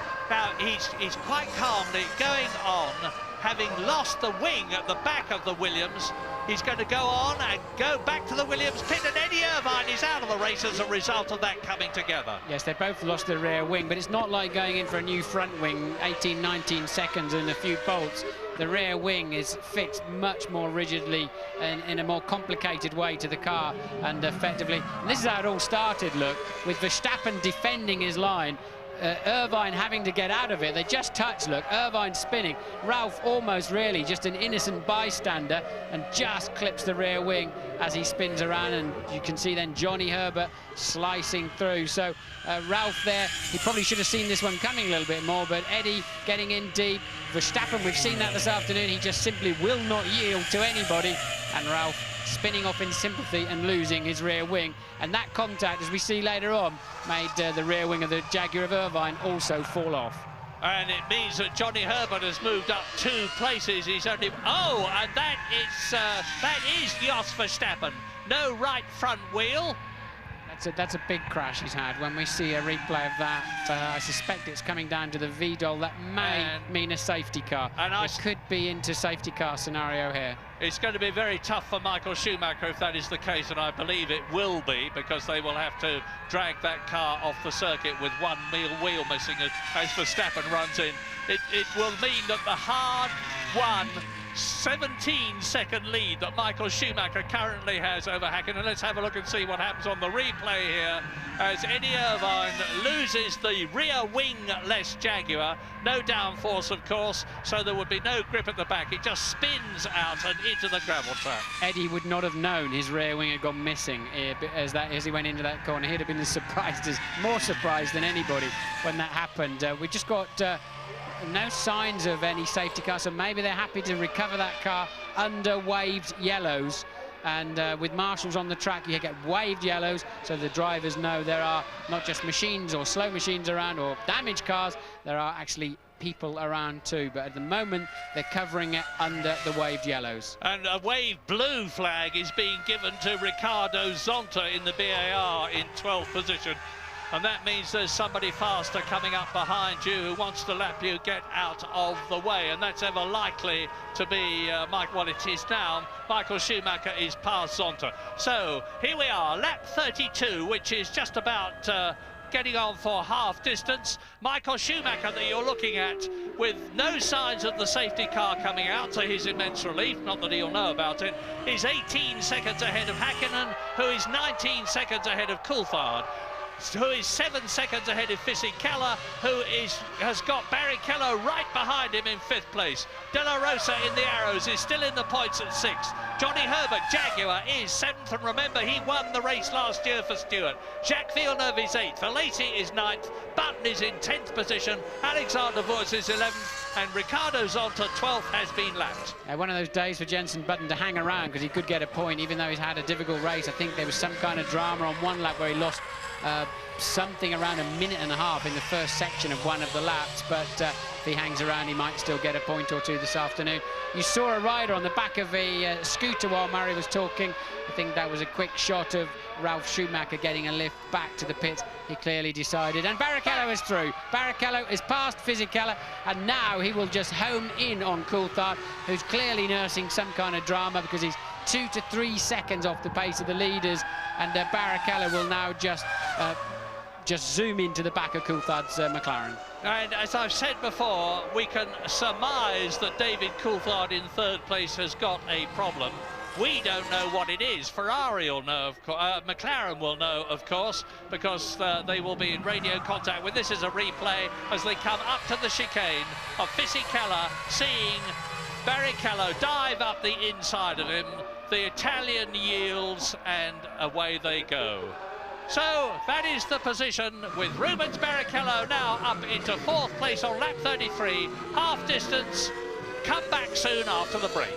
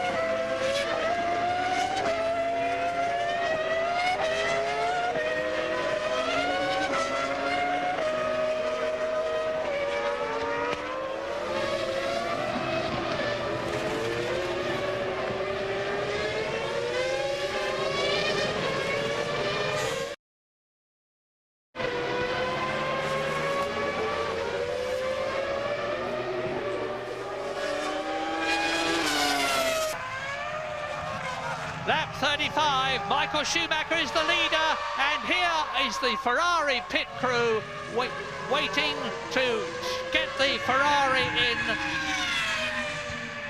Here is Michael Schumacher, and here is Rubens Barrichello in the second Ferrari. Into his pit, off come the wet tyres, on go another set. The fuel filler is doing his job to perfection after Nigel Stepney was hurt last week. And now here we are again as Michael Schumacher comes into the pit lane. Michael Schumacher into the pit lane for his second stop. Now he's 18 seconds ahead of Hakkinen, and James Allen is waiting for him. Yeah, it's a good decision by Ross Brawn. It's absolutely chucking it down now. There's no chance of this track drying out before the end of the race. This is the fuel to take Schumacher through to the end of the race. Nice, calm, relaxed pit stop by the Ferrari team. I think they feel they've got the day one here, but there is, of course, still some way to go in this motor race. Anything could happen. And I can tell you that Mika Hakkinen has now gone through into the lead. There he is, you see. There is the McLaren of Mika Hakkinen. Now look at the pit lane and wait for Michael Schumacher coming out at a steady 80 kilometres an hour, which is what he has to do as we wait to see whether David Coulthard comes through. No, that was Ricardo Zonta in the background in the BAR, and he is well down in 12th position. There's Coulthard too far behind. What I'm finding slightly curious is that Rubens Barrichello only stopped for 7 seconds, and there's a half distance to go. Now you use significantly less fuel in the wet, maybe up to 7 or 8% less, but even so, I'm still surprised that Barrichello wasn't stationary longer.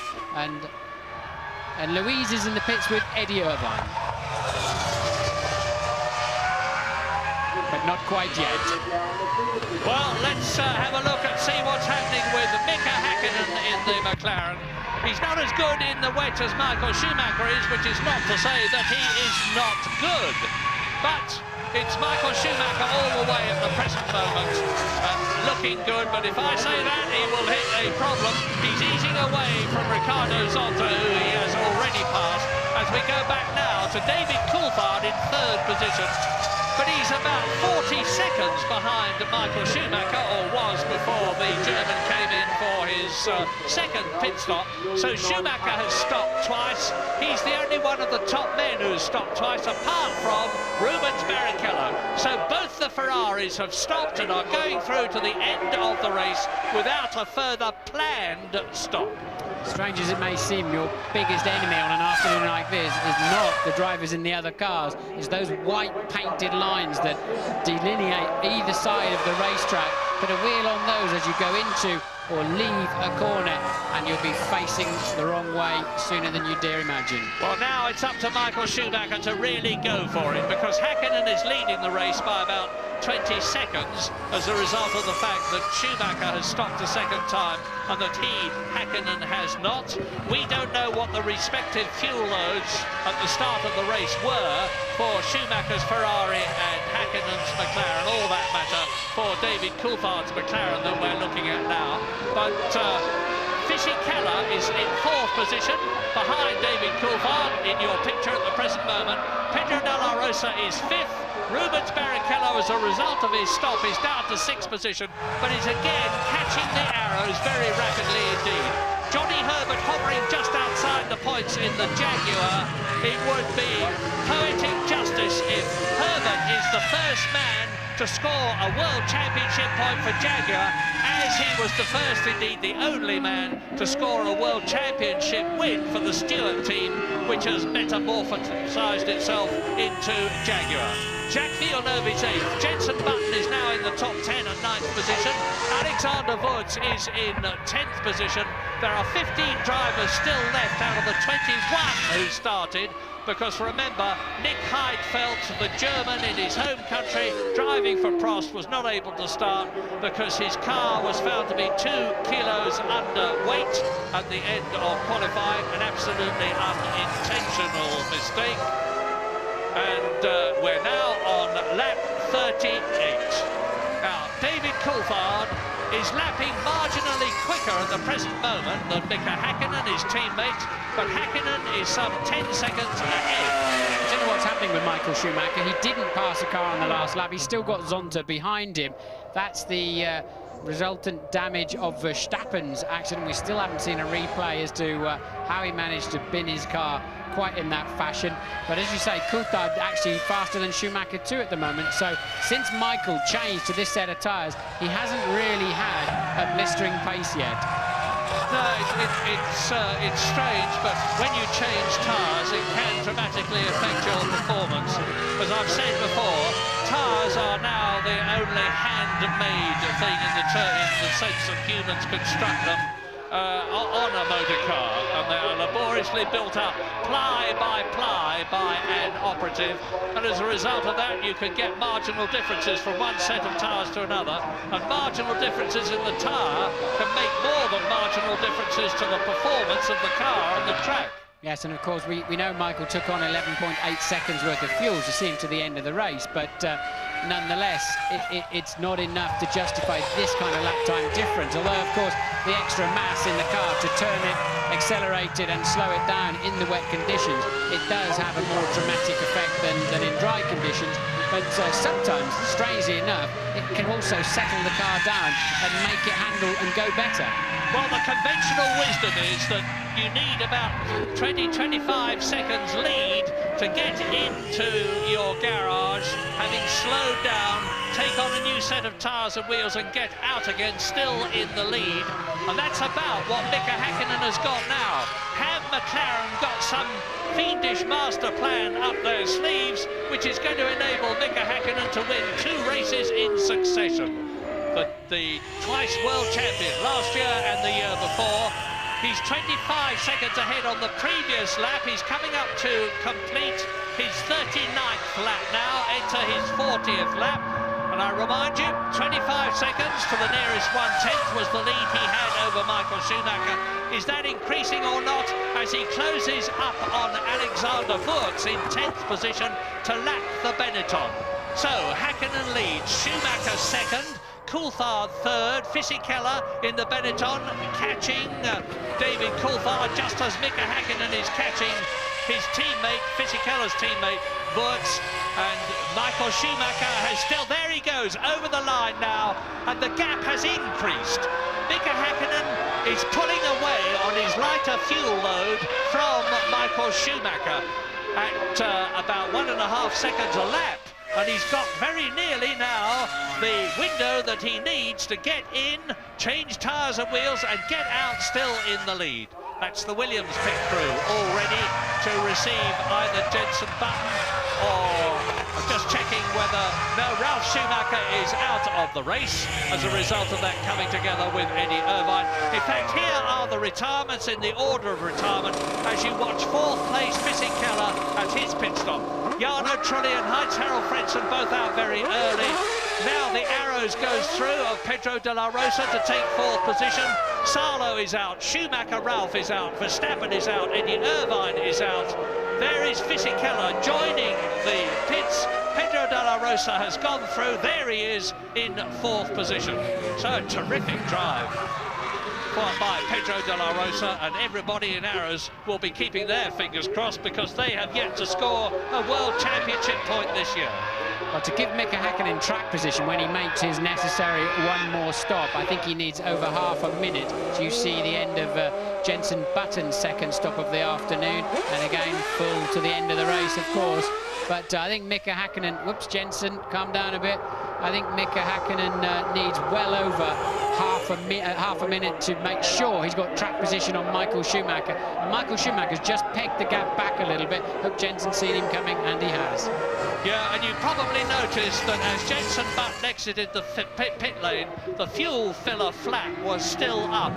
That is because the new electronic regulations require the fuel flap to be up and the tail light to be flashing until second gear has been engaged. Yes, and Mika Häkkinen is being held up, the race leader. Now he's let him through. That has cost Häkkinen quite a lot of very crucial time at this part of the race, where, as I said, he needs a window to make his pit stop and get out ahead of Michael Schumacher. He's had 2 very, very poor laps following Fisichella. Yeah, it's lost him at least a couple of seconds. The lead of Mika Häkkinen that you're looking at has come down from 27 seconds to about 25 seconds. It's going to be a very close run thing.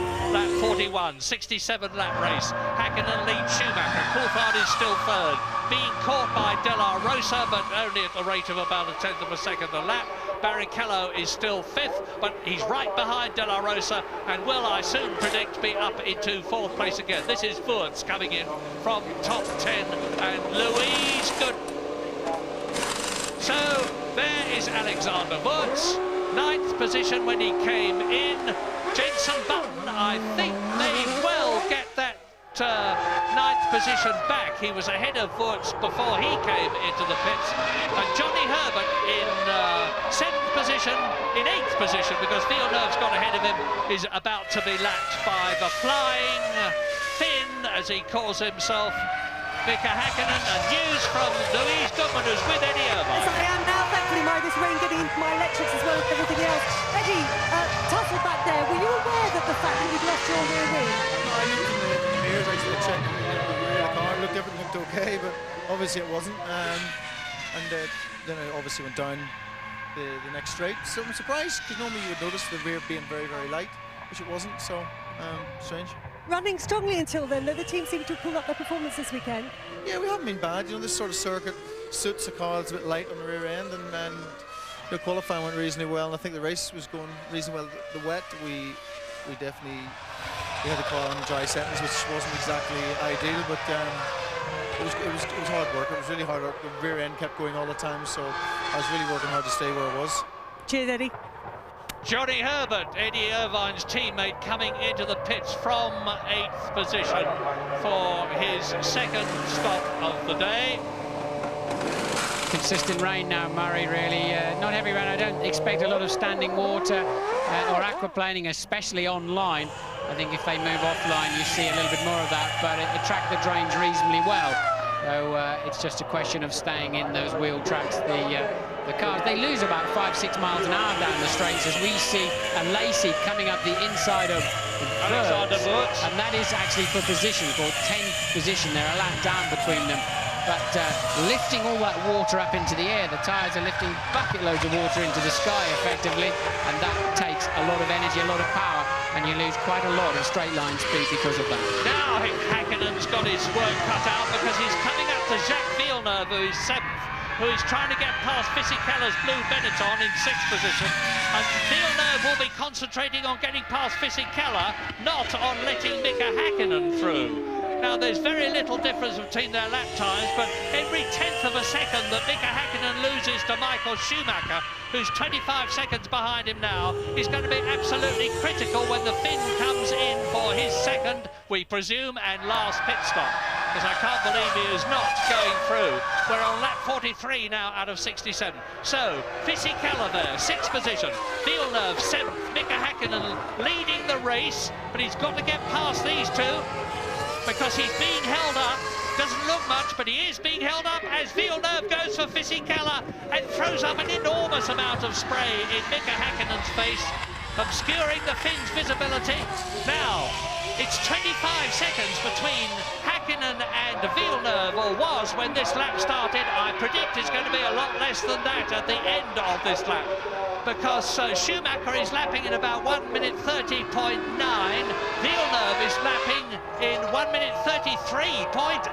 Yes, McLaren's decision to start the cars fat with fuel looks very smart at the moment, but this is the stage of the race where Häkkinen needs to be capitalising on that, while the Ferraris effectively right now have a higher fuel load, as the McLaren one is running down, and he's gone for the inside. Villeneuve's seen him, an ex-world champion himself, of course, Villeneuve, and smart enough to know what's going on around him.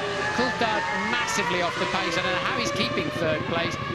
I think McLaren should get him in the pits, maybe change his tyre pressures or something, give him a bit more pressure if he's aquaplaning or whatever, if he is struggling on any standing water. Although there doesn't, as I said, there doesn't appear to be much to me, but Coulthard struggling for lap time. He really should come in and have another set of tyres. And I was so wrong about Pedro de la Rosa replay of Häkkinen lapping Villeneuve. Now, I was so wrong about De La Rosa and Barrichello. I said Barrichello would rapidly regain the 4th place he had got by passing De La Rosa after the pit stops. He's not done so. De La Rosa from Spain in the Arrows is holding 4th position. And then he's not only that, but he's catching David Coulthard at the rate of about 1.5 seconds a lap. He's 27 seconds behind him at the present moment, and Rubens Barrichello is not closing the gap as Häkkinen goes through and passes and laps Fisichella. So Häkkinen, there's only 5 people on the same lap now, and that is lap 45. Häkkinen, Schumacher, and the gap is down to 22 seconds. It's bad news for Mika Häkkinen. The gap is down for 22 seconds, and so as a result of being held up, Häkkinen has lost nearly 3 seconds. Coulthard is 3rd, De La Rosa is 4th, Barrichello is in 5th position, and those are the only 5 on this lap. Yes, he's lost 3 seconds, but that's like a net 6 or 7, because I think at this stage of the race, you would expect him, he was, until he called that traffic, pulling away. Now, that's clearly the McLaren mechanics in the pit lane. I'd be surprised if they're going to bring Mika in unless he just has to have fuel. Otherwise, they'd let him use that clear air. Does he come in the pit lane? Yes, he does. It is for Mika Häkkinen. So, unfortunately for him, he clears the traffic just as he has to come in for fuel. He's clearly got not enough fuel to go any further. So, James is waiting for him. Colossal frustration down here in the McLaren garage. They really are upset. That traffic has really messed up their race effort. But to be honest, he was going to need about 40 seconds anyway to get it back out ahead. Looking at what happened with Michael when he made his stop and how much time Häkkinen made up on him. So it's not a bad stop so far. That's the fuel to the end of the race. Slow getaway, trying to find his gear. Schumacher through, James. I'm sorry. Schumacher has passed Mika Häkkinen into the pit lane.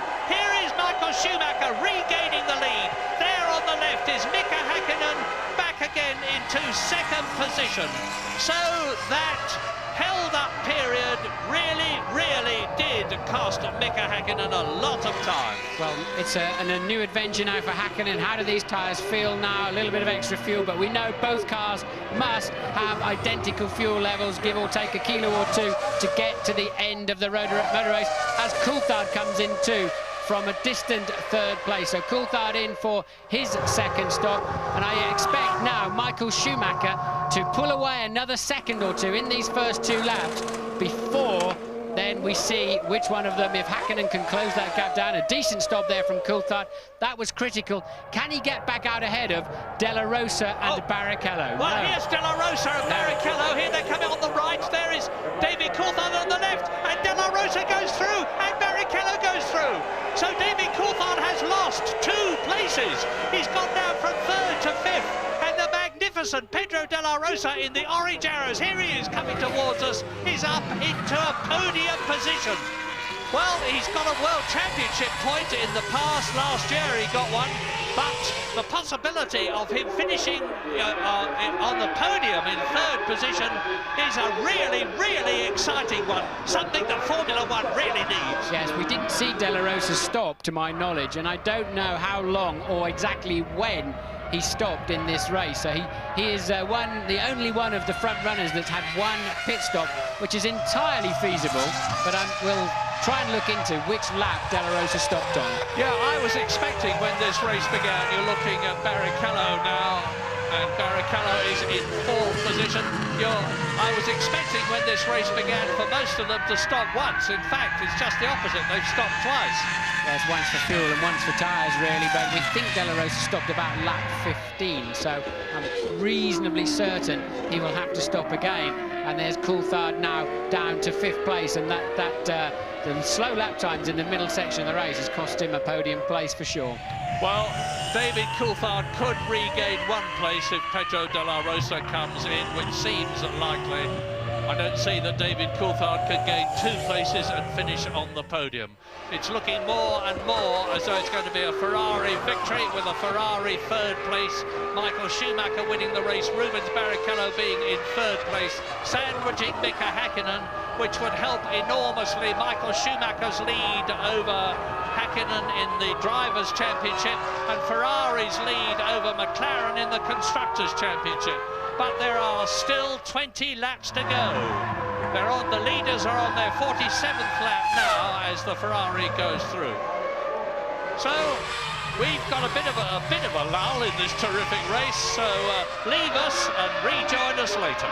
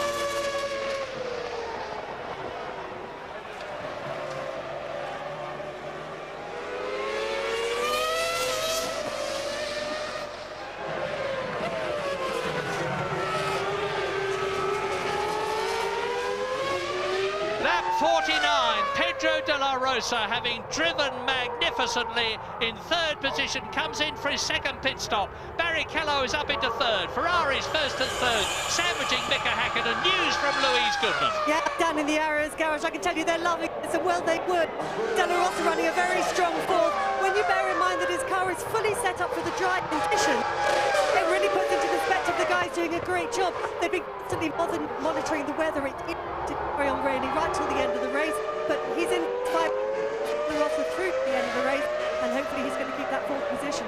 Yeah, he was half asleep on his pit stop, though. I think it threw him. They did not change his tyres, which is a smart move. They just went to fuel him as he gets lapped by race leader Michael Schumacher, and De La Rosa very dozy in getting away. I think he probably thinks it's Barrichello. He probably couldn't understand why his car wasn't up in the air. The team quite smartly thought the tyres are not going to wear out, just leave them on, go for a quick splash and go. And De La Rosa's slow away, but we now know he's got enough fuel, of course, to the end of the race. As you're watching Marc Genet in the Minardi. From 13th position, retiring from the European Grand Prix. Lap 50, 17 to go. Michael Schumacher leads Mika Häkkinen, that you're looking at, by 13 seconds. Rubens Barrichello in the second Ferrari, back to third position, 60 seconds behind his teammate who is leading. Up into fourth position comes David Coulthard. To fifth position comes Fisichella. De La Rosa, I'm not sure whether he is down to seventh, letting Johnny Herbert up into sixth, or whether the Arrows is still in the points for sixth position. We'll know very shortly. But behind them, Jenson Button is in eighth position, ahead of Alexander Wurz and Ricardo Zonta. Everybody up to sixth position has been lapped, and there are now 17 laps to go. Yes, the German producer's not showing it to us at the moment, but Jenson Button is all over the back of Johnny Herbert like a bad suit, and this being Jenson's first wet race, of course. So he stayed on the black stuff so far, has Jenson, and a good scrap going on with Johnny Herbert. And there's a 10-second stop-and-go penalty for Jean Alesi, some incident that we certainly haven't seen. So Alesi with a 10-second stop-and-go, and he is currently 12th. Well, this is 7th to 10th, just look at it. Johnny Herbert, Jenson Button, Alexander Wurz, Ricardo Zonta, in respectively the Jaguar, the Williams, the Benetton and the BAR. Johnny Herbert holding them up a bit. You've heard from Martin how valiantly Jenson Button is trying to get ahead of his countryman Johnny Herbert, but Johnny is looking for a World Championship point, and he possibly needs one more than anybody else in this race, because as I said earlier on, there has been talk about his position in the Jaguar team next year being under threat. If he can get a point here, as he won the race for Stewart last year, it would help him enormously. Now Zonta comes in, he's peeled off from the back, he's come in for his second pit stop in the BAR, and of course that's reduced the battle that was ahead of him to 3 men, Johnny Herbert and Button and Wurz. Well, that was pretty gormless as well. He just wandered into his pit. He's not in the centre of it at all. Ran into his jack man, into the jack itself. I mean, just wake up. Well, you can see how the cars are slipping and sliding in these conditions. Just imagine being in the car, an enormous noise going on behind you. You're fighting for grip. There's 800 horsepower being pumped out. Just the merest whiff of too much throttle and you can be off the circuit. And we're seeing again, as we have seen so many times in the past, how superlatively good Michael Schumacher is in the wet. Now, that's the Ferrari pit crew coming out. Now, I wonder if they short-filled Barrichello's car, because 7 seconds, in my view, was not enough. And what is that going on? That's De Nitz taking Zonta, who's just made a pit stop for 10th place. But I'm wondering why Ferrari can really, I think, we know Michael took 11.8 seconds of fuel. I think yes, it's Barrichello, look, coming in. I was right about that. I just didn't think they put enough fuel in his car. And this plays back into Coulthard's hands, but he doesn't appear to have any speed to do anything about it.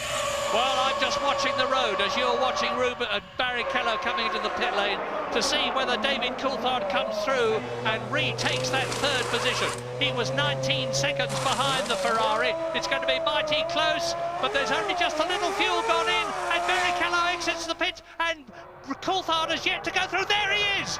Watch it, watch the exit. Barrichello is going to come out, and I think David Coulthard is going to get ahead of him, and he's done so. There he is, David Coulthard, 3rd position. So it is Ferrari leading Schumacher, McLaren 2nd, Häkkinen, McLaren 3rd, Coulthard, Ferrari 4th, Barrichello. Fisichella is 5th, and Pedro de la Rosa is still 6th ahead of Johnny Herbert. I think Barrichello will be asking some serious questions at the end of this race to understand what on earth they were doing. Why didn't they put a dozen seconds of fuel in his car like they did Michael Schumacher at the same point of the race? Very bizarre. Maybe they had a refueling rig problem or something, but clearly they just didn't get enough fuel in that car at that crucial stop. You are right, but it is very strange because, as we've said many, many times, Ross Brawn is the master tactician in Formula One. It seems strange that he would get it wrong, but maybe there's more to it than meets the eye. Anyway, we're on lap 53 now, and Barrichello knows he's got to really get the hammer down. The gap between himself and David Coulthard, I would estimate at about 10 seconds. I won't know until the end of this lap, but it must be something like that. And he's got ahead of him Fisichella. That's Michael Murray, sorry to butt in, but that's Michael coming up to lap Fisichella. So Barrichello is, I think, some way down the road from Fisichella, but he's now got a job on to catch Coulthard. Barrichello, I think, has got the faster pace in the wet without anyone. In fact, there's no thinking about it. He has. Can he get back at Coulthard in the remaining laps of this race? And has Coulthard got any kind of margin left in his pocket? Whatever problem he's carrying, he's got to find some more speed from somewhere. Well, Michael's lapping about 2 seconds faster than Fisichella. We'll see, hopefully, how he copes with him. And we see David Coulthard now looking good for that 3rd position, which would give McLaren 10 World Championship points in the Constructors' Championship if he stays where he is. So that's Coulthard's board then. Look, P3, 14 laps to go, plus 8.4, and they've read that off the same computer that we give you the information from as they've checked it out at the first sector on the lap that they're on. So it's the earliest piece of information you're going to get, and they're already getting that on the board for, and this is Häkkinen now, coming up to lap De La Rosa. Yeah, who is in 6th position, and off goes Zonta, the other BAR. down there in the gravel strip, and he's beached it. The rear wheel's spinning, they're off the gravel, so he won't get any purchase. I hope the safety car will not come out because he's judged to be in an unsafe position, but it's going to be mighty difficult to remove him unless they've got a crane truck that can lift him off, because they can't tow him out backwards. They certainly can't tow him out forwards because they would be on the tarmac. Here's a replay of what happened to Ricardo Zonta. He would have snatched the front brake on the way in, run wide, and tried to power his way back onto the racetrack and beached it on the curb. Again, look, very, very tricky position. The drivers must respect the double waved yellows. They must slow down, but they don't always, especially in the closing stages of a Grand Prix. How much do you slow down? How much is a little bit slower? That's the problem. And it's so easy for another car to snatch a brake and go in there, and that must be physical. Verts taking a shortcut that won't pay off. And trying to catch Jensen, trying to get past Jensen Button and failing to do so. Now, a word about Button. We know that he's under pressure, just as Johnny Herbert is, because Frank Williams, to a lot of people's surprise, doesn't seem to be as enthusiastic about Button as we thought he might be. But Jensen, again, is in a first. It's his first wet Formula 1 race. And although he started well down, Hakkinen, hand out, what's that mean? That's Mika's very clever way of saying, look, I really am slowing down. I'm extra slowing down. Look, I've even only got one hand on the steering wheel. Quite a smart move there from Mika. He has respected the flags. He does, like all the drivers, he does respect the job that the marshals do. They risk their lives for our safety, but he's making sure that the FIA, that the people who control the race see it without question. Yeah, good thinking, and he was doing it, of course, because he had seen Zonta's car in the gravel. As we watch the Ferrari of Rubens Barrichello, now we'll see whether he's catching David Coulthard. The gap was 8.5 seconds between Barrichello in 4th position and Coulthard in 3rd. But he is catching him, but not quickly. 8.3 seconds as we leave the Nürburgring. That's just a quick replay there of Hakkinen just demonstrating to... He's not really talking to the marshals on the corner, he's talking to the stewards of the race who are watching this on TV. Now we'll go to the break, back very shortly.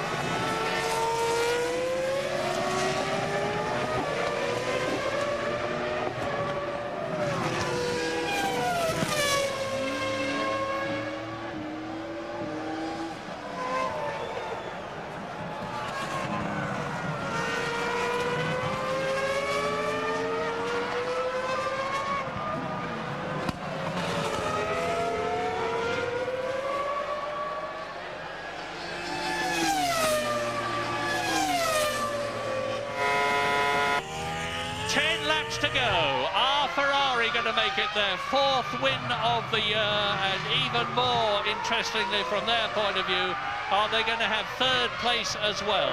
It looks as though the former is yes, it looks as though the latter is no. Michael Schumacher leads Häkkinen by a decreasing margin of 7.6 seconds, with David Coulthard being caught by Barrichello, but not fast enough. Fisichella is fifth and De La Rosa is sixth. I had to disagree with you, Murray, but I think Barrichello is plenty fast enough to catch David Coulthard at the moment. But amazingly, Barrichello is about to be lapped by his teammate, and at this level of the game, that is the ultimate embarrassment, even though clearly whoever decided Barrichello's strategy, it's definitely not helped him on the afternoon with that extra pit stop. But Barrichello about to be lapped by teammate Michael Schumacher, and that gives you a pretty good indication of just how well Schumacher and Häkkinen have been going this afternoon in these treacherous conditions, because they're lapping for the fourth place man.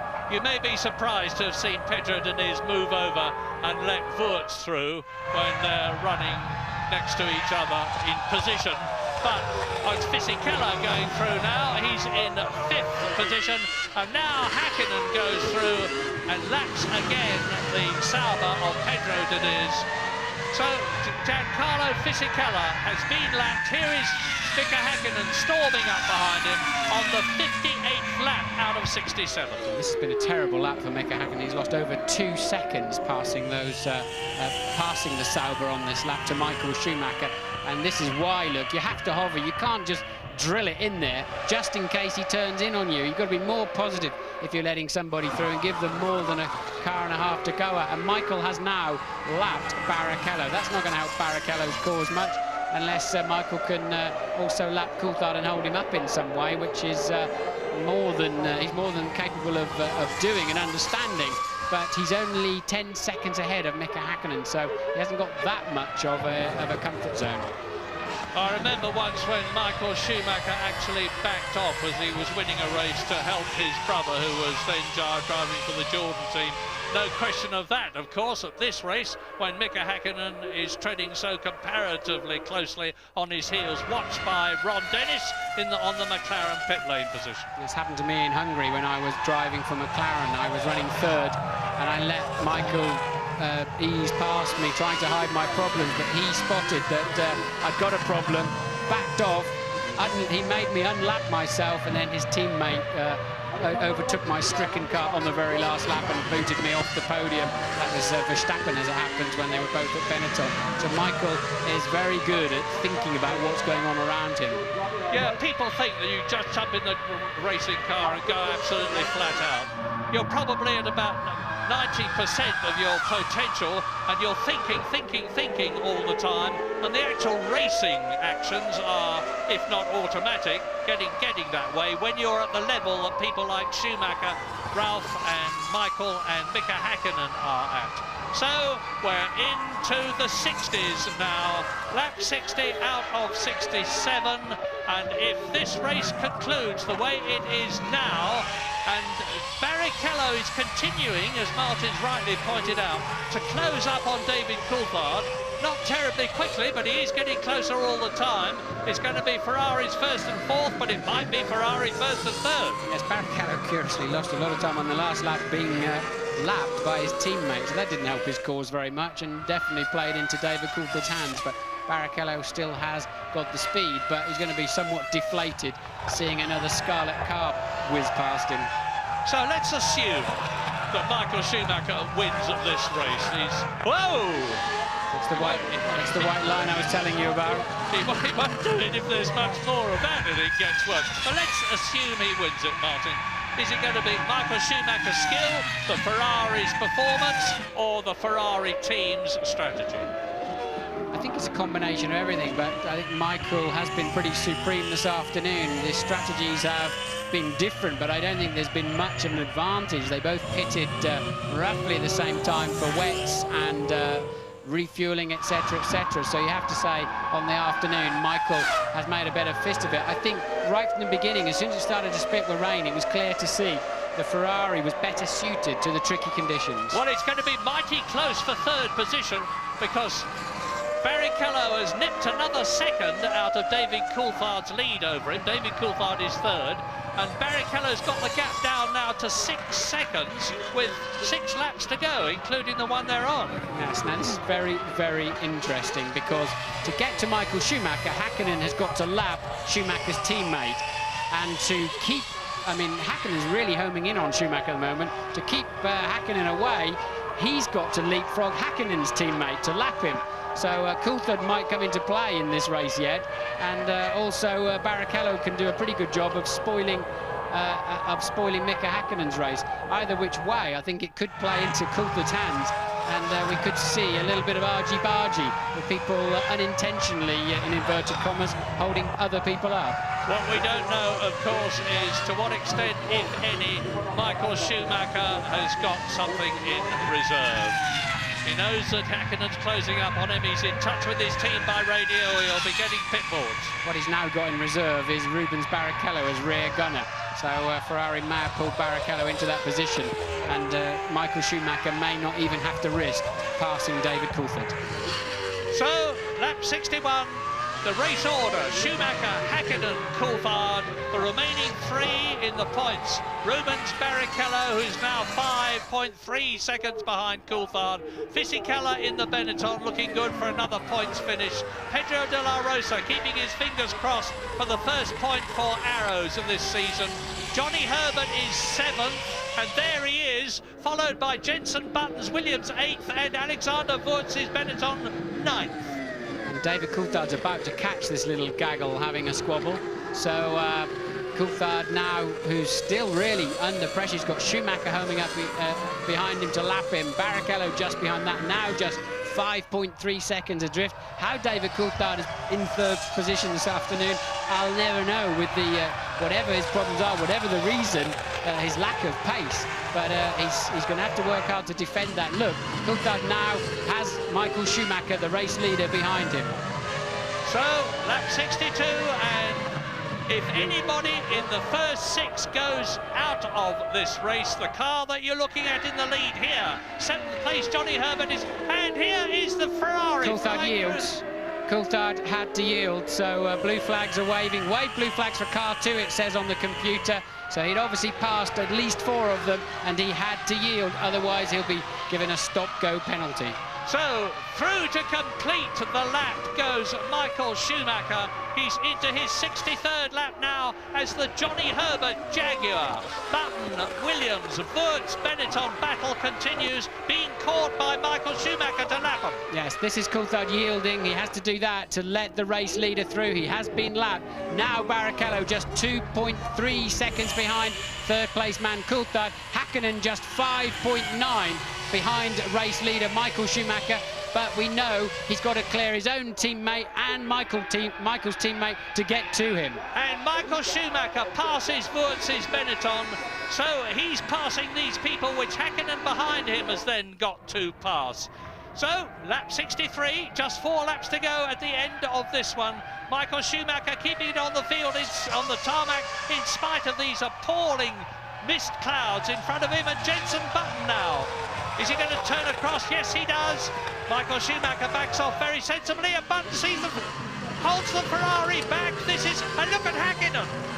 So, and Coulthard in the McLaren, it's mighty close, and there's only 4 laps to go, and there is just 2 people on the same lap at the present moment.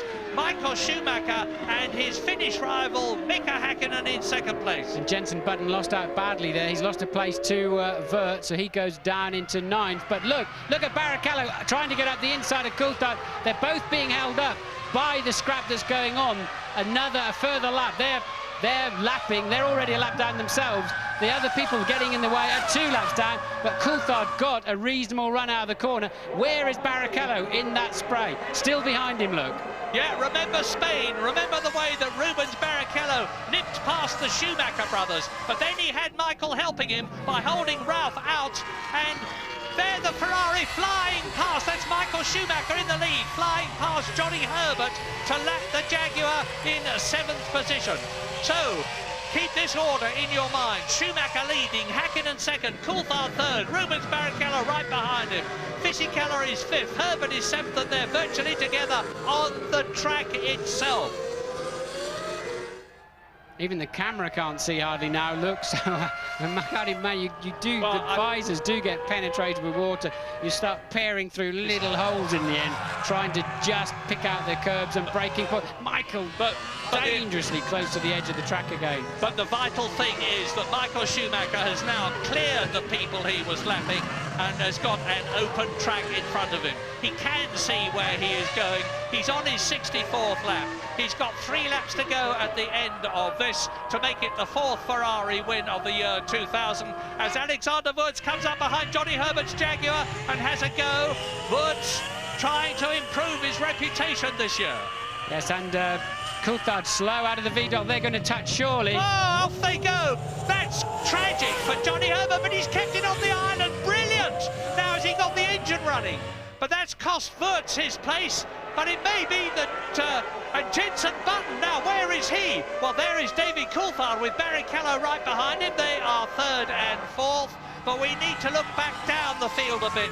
Wurz is out of the race.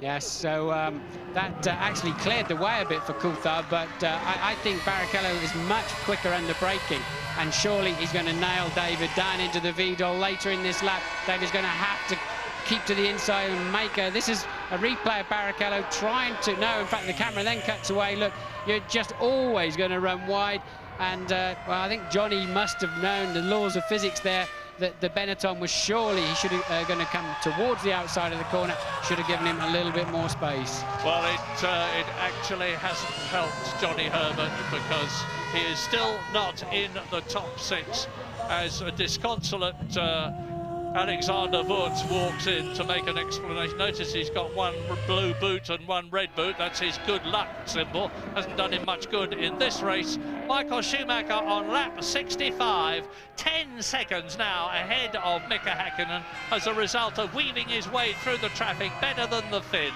He's looking very, very good indeed for his 4th win of the year. Button is out of the race. I can see on the computer car 10 has stopped, so Jenson Button is out of this race. And look, there is the dice for 3rd place as they go over the line. So Barrichello can't find a way through the spray. He didn't find a way up the inside into Vidal, and Coulthard has to somehow hang on for 1 more lap. Crucial for David, while he's struggling with his injuries or whatever he's got to carry, he needs to maximise his points in this race. He cannot afford to yield that place to Rubens Barrichello. Well, David's had a first. He's had 3 thirds, one of which was disallowed. He's had a 3rd. He's driven magnificently this season. He's 3rd in the World Championship. If he can stay ahead of Rubens Barrichello on this final lap, it's going to help him. On this last lap but 1, it's going to help him as the Ferrari technicians look anxiously at their monitors, and Michael Schumacher is on his 66th and last lap but 1. That was the Ferrari. Now the next car up will be Mika Häkkinen's McLaren. There it is, and David Coulthard, and behind him is Rubens Barrichello. So Barrichello, I think his best chance is at the next corner after this. So if he's got... Häkkinen's given up. Häkkinen's satisfied with 2nd place. He's now 13 second. He realises he's not going to leapfrog those 2 in the time available. And Barrichello just nowhere near close enough, even though he's much stronger on the brakes into this Vidal. So now Coulthard knows where his strengths and weaknesses are. Barrichello's got better traction. We've seen him overtake cars out of this chicane all afternoon. But Coulthard knows he's got to have just enough distance into Vidal, and he's guaranteed then this podium position. But now, can Barrichello get a run up? There's a lot of grip up to the inside of turn 1 in the rain here. It is amazing how late and deep you can go on the brakes. Barrichello, I expected him to pop out of the spray, but he just couldn't do so. Strong engine there in Coulthard's car. Barrichello driving absolutely blind, and total faith in the car in front. Well, these 2 are not going to go the full race distance. Only Michael Schumacher, who is now on his last lap, and Mika Häkkinen are going to do that. But it certainly looks like being Ferrari, McLaren, McLaren, Ferrari, because look, on this last lap for him, David Coulthard is staying ahead of Rubens Barrichello as they exit turn 5 on this 13-turn corner track, and Michael Schumacher comes out of turn 8 with the German horns, the air horns blowing, the flags are waving. Schumi is their hero, and you can see Ferrari flags all round the track. A magnificent, if he gets there and he hasn't got far to go, the Ferrari mechanics already crowding the pit lane. And Michael Schumacher is coming in to win his 4th race of the year to extend his World Championship lead over Mika Häkkinen by a further 4 points, from 14 points to 18 points. Schumacher wins in Germany. And Coulthard, I think, is going to maintain the 3rd. He took a 2nd somewhere out of Barrichello, and there's Coulthard 3rd, Barrichello 4th, and curiously 2nd place man coming over the line now, nearly a lap ahead. So Häkkinen, a slightly disconsolate cruise over the line. Great drive from Michael Schumacher. And with Pedro de la Rosa in 6th position in the Arrows, behind Fisichella in 5th place, it means to say that Arrows magnificently in their newly liveried bright orange motor car have finished in the points for the first time this year to give Pedro de la Rosa his 2nd World Championship point in his 2nd year of Grand Prix racing. A very, very happy Ferrari team. Well, McLaren have got 10 World Championship points to Ferrari's 13. It could have been worse, but the fact remains that the gap in both championships between Schumacher in the drivers and Ferrari and McLaren in the constructors has increased. In fact, now Michael Schumacher is on 46 World Championship points to Mika Häkkinen's 28. David Coulthard is still 3rd. Rubens Barrichello is in 4th place as he was before. Ralf Schumacher is still 5th and Fisichella is still in 10th position. Well, as ever in Grand Prix racing in Formula 1, a wet race, particularly one that starts off dry and becomes wet all the other way round, has turned out to be immensely exciting and dramatic, and it really does look as though the tide after all these years has turned for Ferrari, led by the little man that you see walking into the Ferrari garage, Jean Todt, the Frenchman, who recruited Ross Brawn, the Englishman, Rory Byrne, the South African, Michael Schumacher, the German, to help him bring Ferrari back to the front, and he's certainly done it here. Important day for Ferrari, because clearly McLaren were gathering pace and coming back at them with some energy after those dominant 3 wins by Michael in the first 3 races. And Ferrari today have nailed that. They've stopped that march, and I think it was a very significant day in this year's World Championship.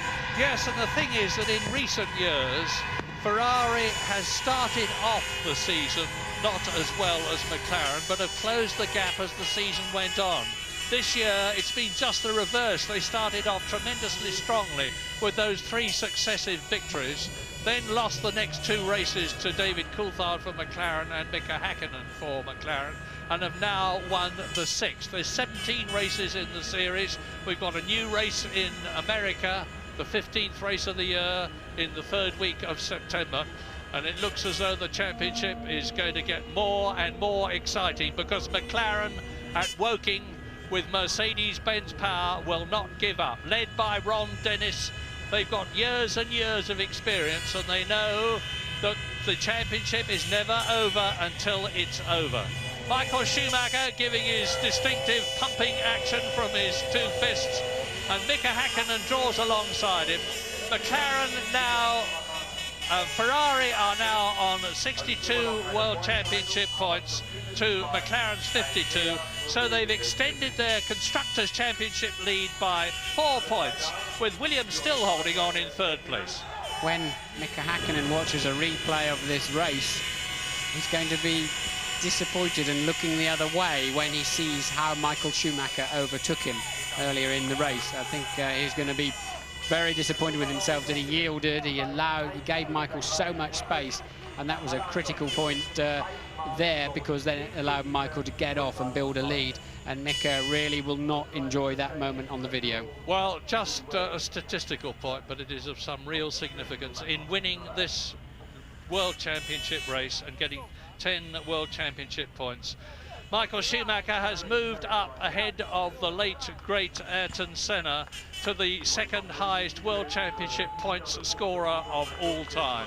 He now has 618 points and has been bested so far only by 4 times world champion Alain Prost, who is here to see his Prost team driver, the only one, Jean Alesi, finish in 9th position, with Nick Heidfeld not being allowed to start the race due to his car being underweight at the end of qualifying. So, the results of the European Grand Prix at the Nürburgring: a Ferrari triumph. Michael Schumacher wins from the two McLarens of Mika Häkkinen and David Coulthard, and his teammate Rubens Barrichello 4th. Giancarlo Fisichella for Benetton has got 2 World Championship points for 5th place. De La Rosa, a magnificent single point, their first this year for Arrows. Pedro Diniz in 7th place for Sauber. Gaston Mazzacane, the Argentine driver, in 8th position for Minardi, ahead of Jean Alesi. Jenson Button is going to be classified 10th, although he's 5 laps down. Johnny Herbert will be classified 11th after his retirement, and Alexander Wurz 12th. And then all the rest have retired, particularly, notably, and very sadly, for what's turning out not to be a good season for them, the two Jordans of Jarno Trulli and Heinz-Harald Frentzen. Jordan were 3rd in the Constructors' Championship last year. They're down in 5th position this year, and they're some 53 points behind Ferrari. Not at all a happy Germany for Eddie Jordan and his team. Well, they are the photographers crowding out onto the circuit now, waiting to see the 3 top men, Schumacher, Häkkinen and Coulthard. And let us remember that David Coulthard, for the 2nd race in succession, has been carrying a very unpleasant and painful injury. That is to say, 3 cracked ribs. You need to be very, very fit, and as well as being gigantically determined to be a Grand Prix driver, and he's certainly every bit of that. 21 starters, 9 finishers, and to add insult to injury, they're now going to stand on the podium and get even more wet, but I don't think they'll mind too much. I think Schumi's going to be the happiest man up there. Häkkinen, he's going to be disappointed to lose more ground to Michael Schumacher, and that's Mrs. Michael Schumacher we're looking at now. Coulthard, I think, will be amazingly relieved and surprised to end up in 3rd place in this Grand Prix. Corinna Schumacher, there are 2 little Schumachers at home in Switzerland, where the gigantically wealthy Michael Schumacher lives for all sorts of reasons, not the least of which, I suspect, is that it helps him from a taxation point of view. Nothing wrong with that. Michael Schumacher then in the background, in a slow motion, with the fist up, that distinctive and familiar sign that we have seen in the past, adds yet another victory to his tally. That's his 39th Grand Prix win. He's been on the podium 76 times in his 132 Grand Prix. He's been on the podium for well over half the races in which he has competed. 1 race for Jordan, then for Benetton, where he was a double world champion, and now for Ferrari. Is he going to be this year's world champion? He could be. Michael Schumacher, the distinctive Schumacher leap, looking as ever delighted. And in Germany, the German national anthem.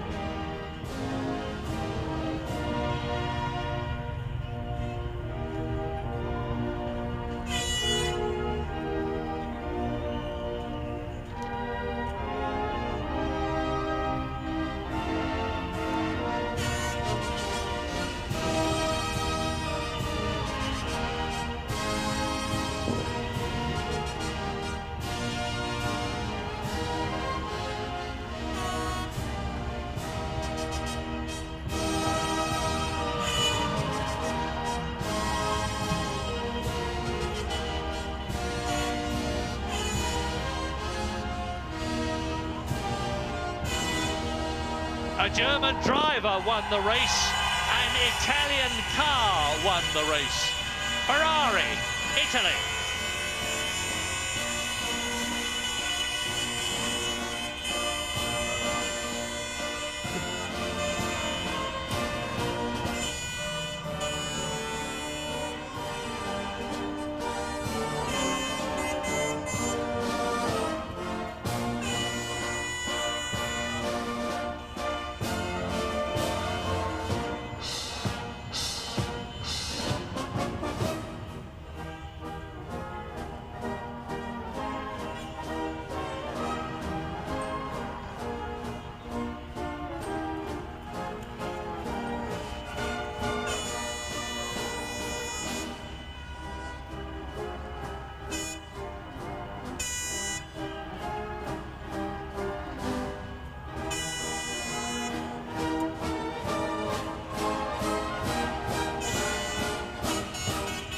and understandably delighted. Michael Schumacher from Germany wins the European Grand Prix in Germany and will receive his trophy appropriately from the Chancellor of the Federal Republic of Germany, Gerhard Schröder. And Mr. Romano Prodi, which is interesting. Obviously a bit of a healing of the ways between Formula One and the European Commission, but Michael Schumacher, I think, more delighted on the podium than I've ever seen him before. With very good reason too, because he feels that this is his year again after working so hard for Ferrari since 1996, and that's Michael Schumacher's engineer rightly receiving the Constructors' Trophy. David Coulthard looking as though he's in a bit... Mika Häkkinen lifting his trophy, and David Coulthard looking a bit wan, and well, understandably, as he contains his chest. Must be very painful indeed. So, a great European Grand Prix. David Coulthard rightly kept well away from the champagne festivities in the past race or two, but he's getting in there this year, and that is good to see. So, Ferrari win, Schumacher win, but McLaren are still there. Thanks, Murray. Thanks to Martin Brundle as well. Well, we told you so. What a compelling race. 4 out of 6 now for Michael Schumacher. His army, over 100,000 of them, will leave the Nürburgring very cold, absolutely soaking, but glowing inside. We will be right back.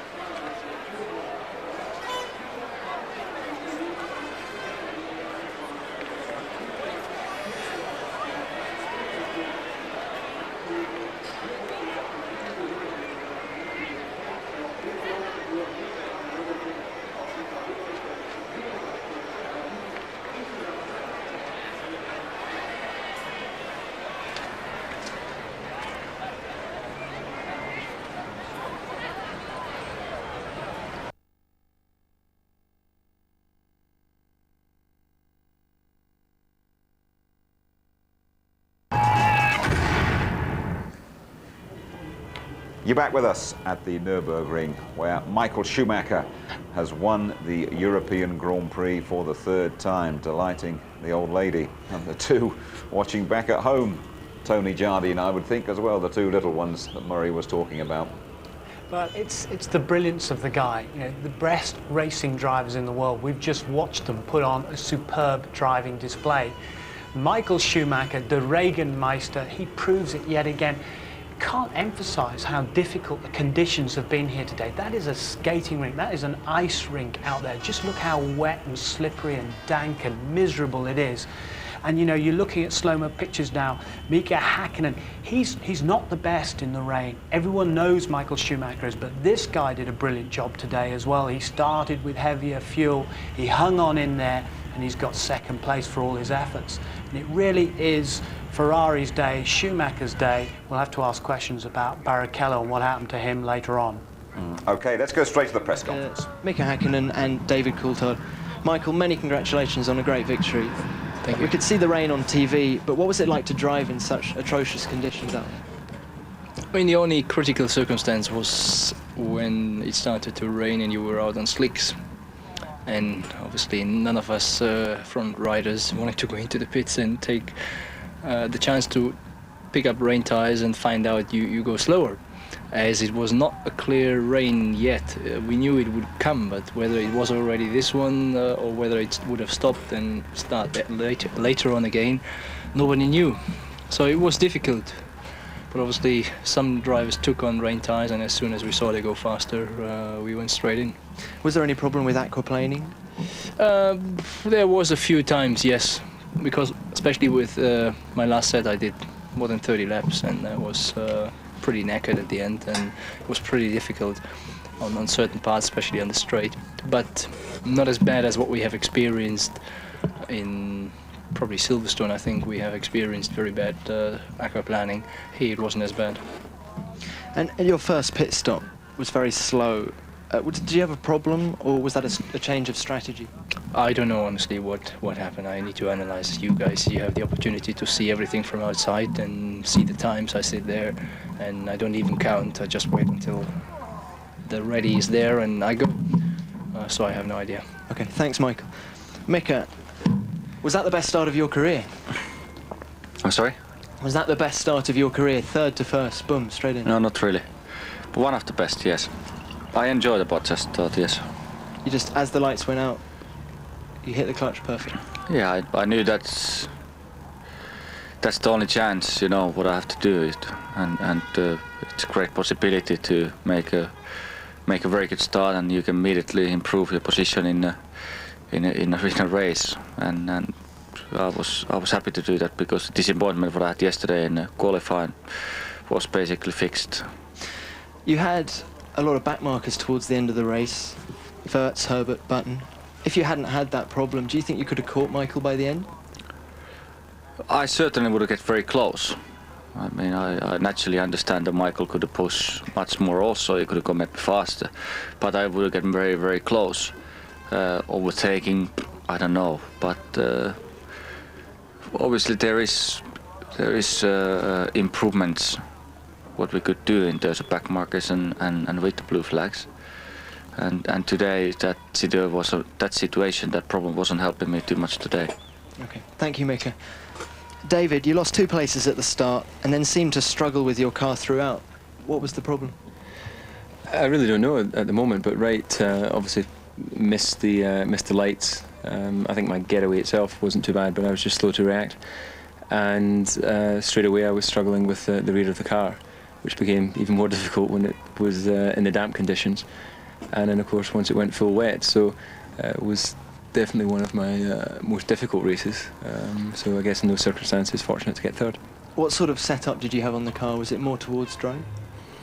It was, yeah, a dry setup, but with the availability to make changes for the wet, you know, in the wing level when we came in for our stop. But I think whatever the problem I was having, it's a mechanical one, not an aerodynamic one.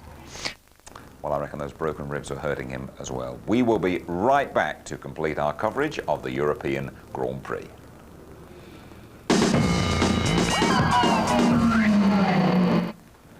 And you're back with us at the Nürburgring. Tony, we've spoken about Michael Schumacher. A word about David Coulthard. He's held his hand up for a poor start, but surely he drove a lot of this race in pain. Well, I think so. I mean, I broke 3 ribs playing rugby and I still all fused together, and then tried to drive a rally car about 5 weeks later, and it's tremendously painful. It takes a long, long time to recover. This guy, Coulthard, trying to hold off Rubens Barrichello for a podium place here, having to work overtime. He said then in the conference, the rear end getting away from him, one of his hardest races. Look at the pressure that he's literally soaking up, never mind the rain that's floating around in the cockpit there as well. We all thought that he was going to lose that place. That is a very, very brave effort and fantastic driving from both of them, in fact, but David Coulthard third. Absolutely. Let's have a word, shall we, with Rubens Barrichello, lapped, of course, by his teammate Michael Schumacher. Here he is with James. Painful then, after all that, to have seen Michael come through to lap you. You must have thought, why me? Yeah, because we had the same pace. We had I had a problem on downshift, but apart from that, I mean, he was behind me, and I reckon he was doing the same lap times. I had to let him by because of the blue flags, which is quite right, and the team ordered me to let him by. After that, I was behind him and I couldn't see anything, so I lost time again. So it was a shame today, but you know, we have what we deserve, and I think my time will come. Good old day for Ferrari, though, wasn't it? Not so good again for Jaguar. Irvine taken out, and then Herbert, well, coming off second best against Alexander Wurz, it seemed to me. Yeah, Herbert winning here last year when he was cloud watching, but this gaggle of cars behind them, up behind them is coming David Coulthard, Rubens Barrichello, Häkkinen's closing in. They've already let Schumacher through, but Wurz diving on the inside there, we shouldn't really have done that, in my opinion, and his career is under the microscope. Herbert, perhaps his last year, he admitted this, maybe he said, I need to get some really good results, and unfortunately that being ruined for him today as the pair of them gyrate off. We thought Herbert might have got out of jail there and got it going again, but he didn't. He stopped and Wurz was out on the spot. Right, let's have a look at the standings, how it all shakes down after the European Grand Prix race. 6, Schumacher is now open up that gap again to 18 points. David Coulthard 4 points adrift of Mika Häkkinen, and then Barrichello. Ralf Schumacher didn't score today, and Fisichella on 10 points. And Ferrari 10 points clear of McLaren at the top. Big gap then to Williams and Benetton, and Jordan, who had such a poor day today, just ahead of BAR Honda. Right then, next Wednesday night on this channel, it is the climax of a season's endeavour in the UEFA Champions League. These goals shattered the... For the highlights tonight, just before midnight, and that programme, as always, repeated ITV2, 7 o'clock tomorrow night. What a contrast for us in a couple of weeks' time from the soaking chilly hills of Germany. We go to Monte Carlo for the compelling Monaco Grand Prix, qualifying live on the Saturday, 11:30. The race, our build-up starting at 12:15, and highlights just before midnight. OK, Tony, sum it all up for us, could you, as always? Well, in that big battle between Ferrari and McLaren, obviously Ferrari brilliant here through the brilliance of Schumacher or whatever, but it's still only 18 points in it, Häkkinen just behind. Coming to Monte Carlo, if it's dry, we're going to see a continuing of this battle of the giants. And the 1-2 for Ferrari at Monte Carlo last year, I seem to remember. Yes, indeed, but I mean, McLaren are getting better and better. They've got the reliability factor now, so it's going to be quite level pegging. It's a long way to go. Good, Tony, thank you very much indeed. Michael Schumacher then frolics home in the rain. His World Championship hopes are very much afloat. Michael Schumacher is the Euro star beyond any question. Bye-bye.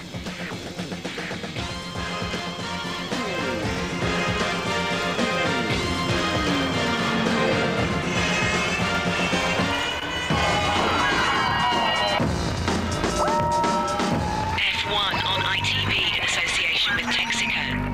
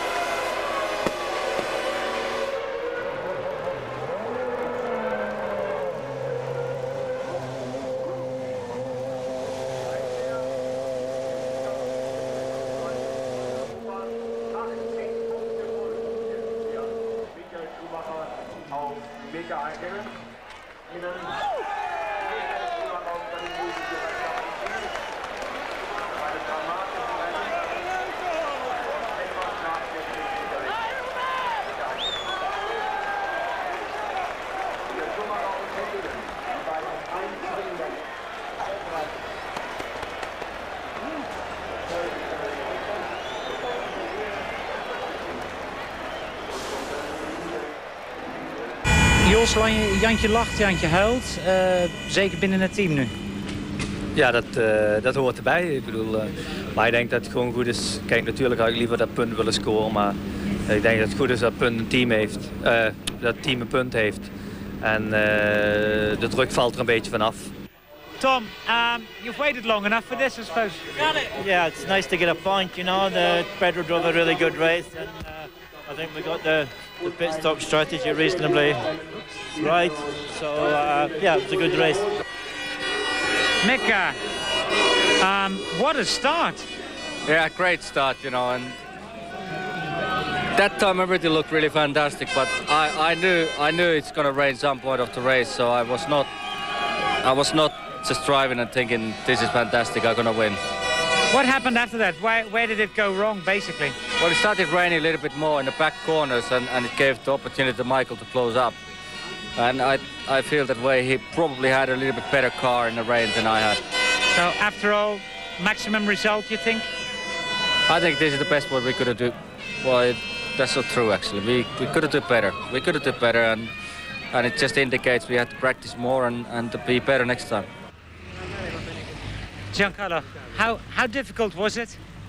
Very difficult condition, especially at the beginning when starting raining with the slick tires. Was difficult, but I think I did a good job. Finished the race 5th behind Ferraris and McLarens. I think it's the maximum, and I'm looking forward for the next race. Thank you. Not too bad. I think I didn't expect, first of all, it to go so quickly, and my reaction time was a little bit slow. And then I thought my actual getaway thereafter wasn't too bad, but obviously if you miss that instant reaction to when the lights change, you know, that can make 2-3 tenths difference on your overall start time, and I think that's what happened for Mika and for Michael. So straight away I knew it was going to be difficult, and then at the end of lap 1, balance-wise, I'm not quite sure why, but I just didn't feel at all comfortable with the car, and that got worse as it became damp.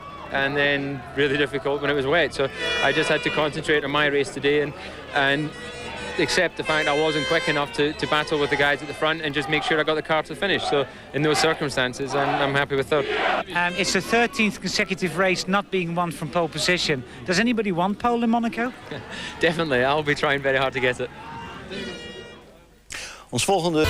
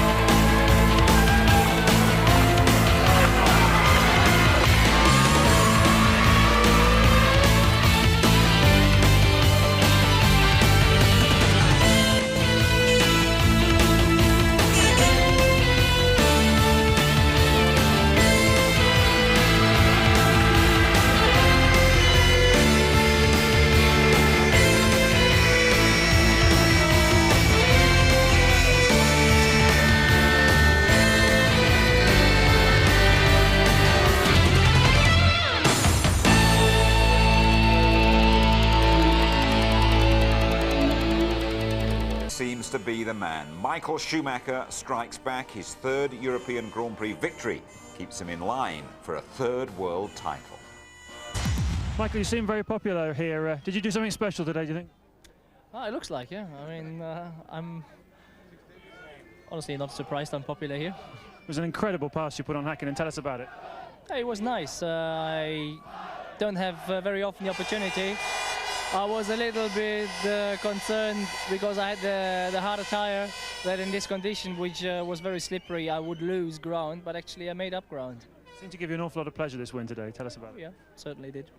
Well, it started raining a little bit more in the back corners, and it gave the opportunity to Michael to close up.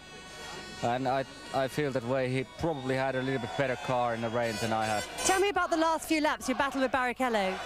You know, I wasn't battling with Rubens because I was having to concentrate so hard to keep my car on the circuit that because it was very nervous in the rear and it would either be below the car or, you know, probably in the gravel. So I just was really concentrating to keep my car on the track, and if someone was quicker, they were going to overtake me. There was very little I could do to defend that.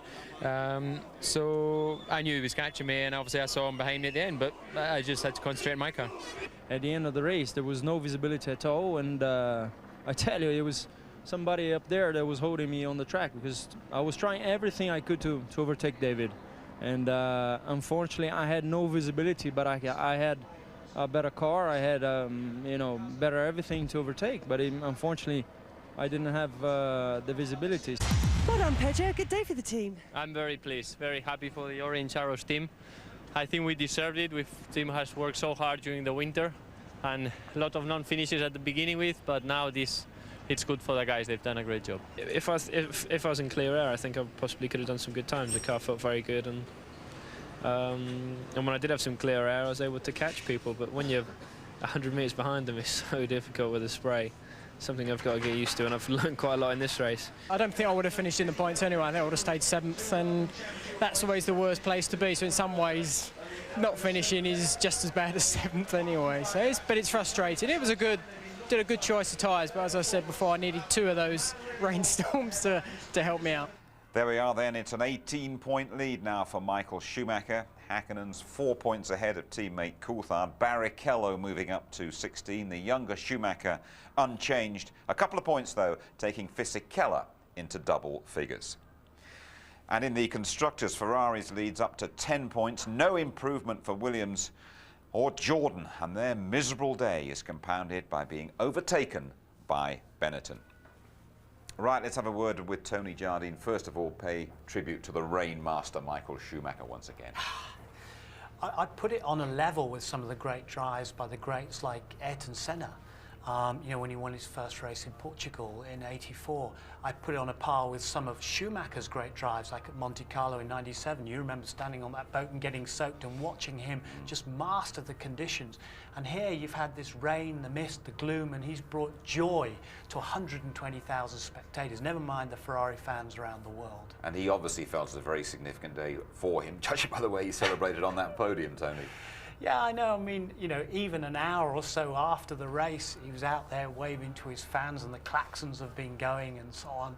And just a tremendous performance. It means so much to him because he missed both German races last year due to breaking his leg at Silverstone. He's called it one of the best days of his life. Not so David Coulthard, though, left pretty dramatically at the start after kicking off on pole as well. Yeah, I mean, the start was tremendous, really, but it was 2 years since he'd had pole. And just look at the start, the rocket ship from Mika Hakkinen. He got the revs just right, the timing just right. He shocked both Michael Schumacher and David Coulthard, but Schumacher regains his confidence there to get into second place, and somehow Coulthard gets back into third. That was truly, he got punted off there by Fisichella. He got a rude bang up the rear of his car. That put him out. Look at it again. Incredible traction. Now the temperatures are so low, which is why some of the drivers, i.e. the McLaren guys, went on the super soft tyres to try and get some grip. And Hakkinen got grip off that line. We're all wondering when the Jaguar are going to get their first point, aren't we? And Eddie Irvine got tangled up with Ralf Schumacher and Jos Verstappen, and that was him done for. Well, he'd been dicing with Verstappen. He'd been ahead of him, and he was having another go for 6th place here. And there was a touch there with Verstappen. And as he gyrated, poor Ralf Schumacher was behind him, had nowhere to go, hit the back of the Jaguar. You see it again. But the wing has come off, not just Ralf Schumacher's car, but Eddie Irvine's Jaguar.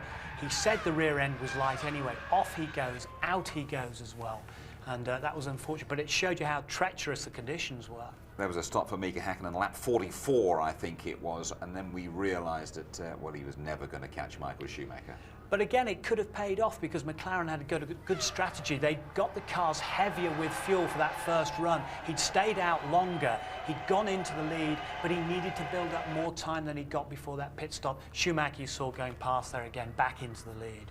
Johnny Herbert running his 150th Grand Prix. Again, he seemed to be in line for a point, possibly for Jaguar, and then along came the big Austrian who wears different coloured boots, Alexander Wurz, and put the boot in. Well, and there it is, and these are two men that are under the microscope to try and hold their positions if they can for next year. Here you see it again. I think the door was wide open, but there's only a certain line. You're going wide around there. Johnny Herbert looking for grip. He won here last year by watching the clouds, but Wurz just going where he shouldn't have gone. This was an absolutely compelling Grand Prix, wasn't it, Tony? Excitement right through to the end with David Coulthard in pain, but holding off Rubens Barrichello. Yeah, we've talked about it. You know, those of us that have broken ribs, it takes a long time for them to heal. He had a very light rear end of the car, but he was defending his position. He knew he had to hang on here for third place on that podium. In the meantime, Barrichello's thinking, I've got to get up on that podium because otherwise Ferrari are going to give me a lot of stick, but he didn't make it. You're not going to tell any of the 100,000 plus Germans here that this is not going to be Michael Schumacher's year, are you? No, I daren't, but it is not over yet. I mean, you know, there is still a long way to go. 18 points now between Häkkinen and Michael Schumacher, but things happen in Formula 1. We've seen it year after year after year. We've got to wait and see what happens at Monte Carlo next. Tony, thanks very much indeed. And here's your complete European Grand Prix rundown. Michael Schumacher, an ecstatic winner, carrying, by the way, a lucky hairbrush given to him by his young daughter. Häkkinen, a subdued runner-up. Coulthard third, driving through the pain barrier and struggling for balance. Still holding off Barrichello. Fisichella, a scorer for Benetton. High praise for the Spaniard De La Rosa, 6 for Arrows. 2 laps adrift. Deniz, Mazzacani and Alesi. Button classified 10th, 5 laps behind. Herbert and Wurz still classified 11th and 12th after that crash. Zonta spun off. Genet's electrics failed, as did Villeneuve's engine. Verstappen, Ralf Schumacher and Irvine all involved in that accident. Salo, another spinner. And the unlucky Jordans, Frenson's engine failing, Trulli pushed off in the first lap. Heidfeld, you'll remember, ruled out by that underweight Prost. Next, one of the great Grand Prix weekends of the year, the Monaco Grand Prix. Qualifying live on the Saturday at 11:30 in the morning. Our build-up to the race starting 12:15 on the Sunday. Highlights round about the same time, 11:45. Monaco, of course, the base for many of the Grand Prix drivers. There is no place like home. If you don't believe me, ask Michael Schumacher. Good night.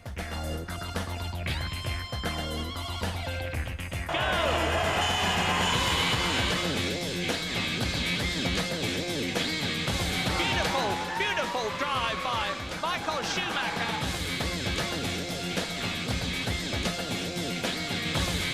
Whoa!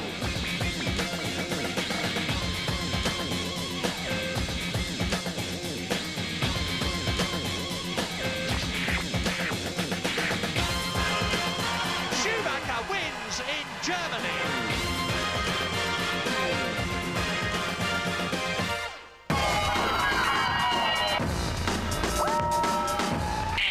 On ITV in association with Texaco.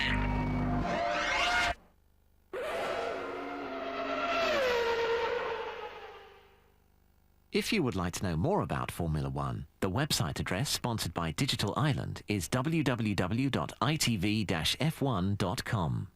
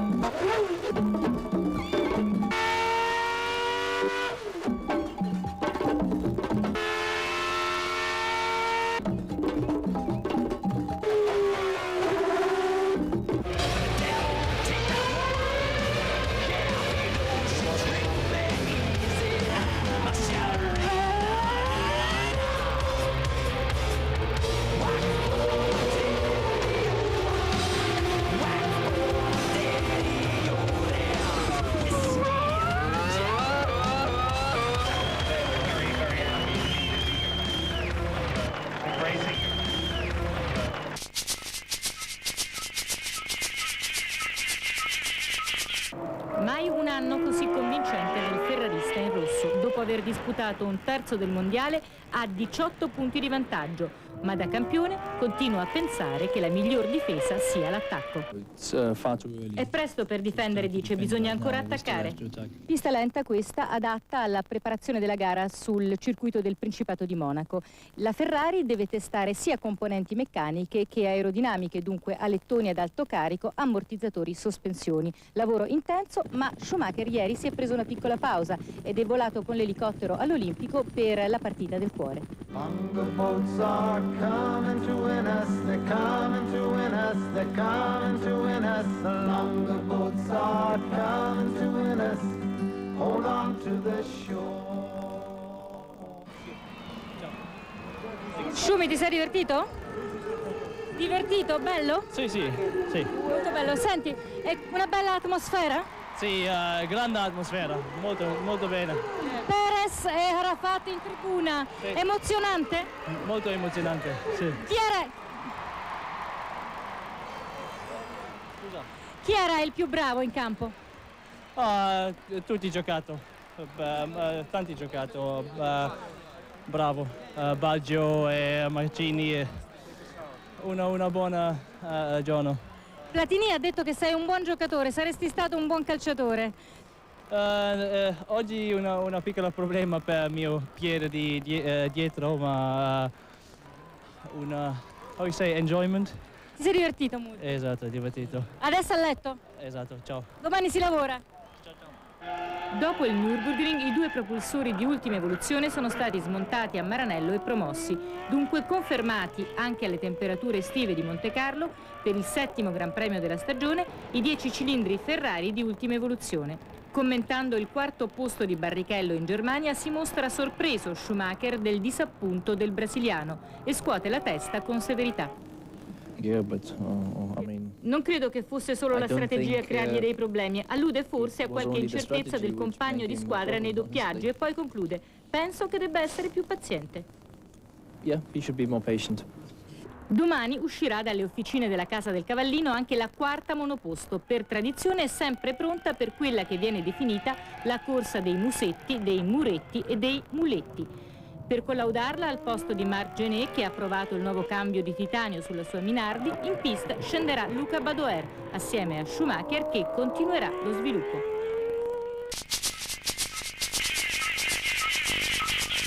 Con la vittoria ottenuta al Gran Premio d'Europa, Michael Schumacher guida la classifica piloti con 46 punti, sono quindi 18 le lunghezze che lo separano da Mick Hakkinen, secondo con 28 punti. Terzo è David Coulthard con 24 punti. Quarto è Rubinho Barrichello con 16 punti. Quinto Ralf Schumacher con 12 punti. Sesto, il primo italiano in classifica, è Giancarlo Fisichella con 10 punti.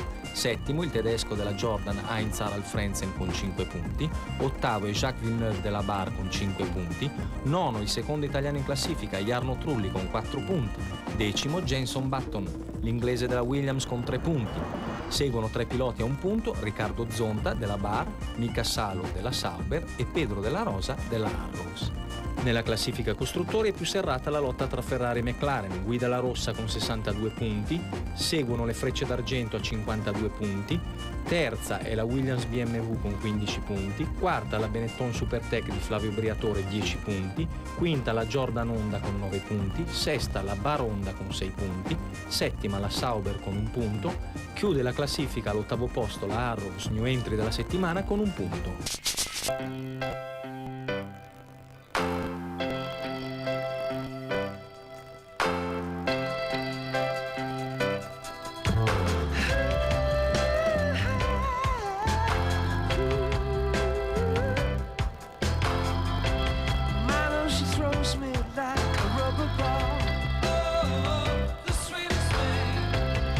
won't catch me.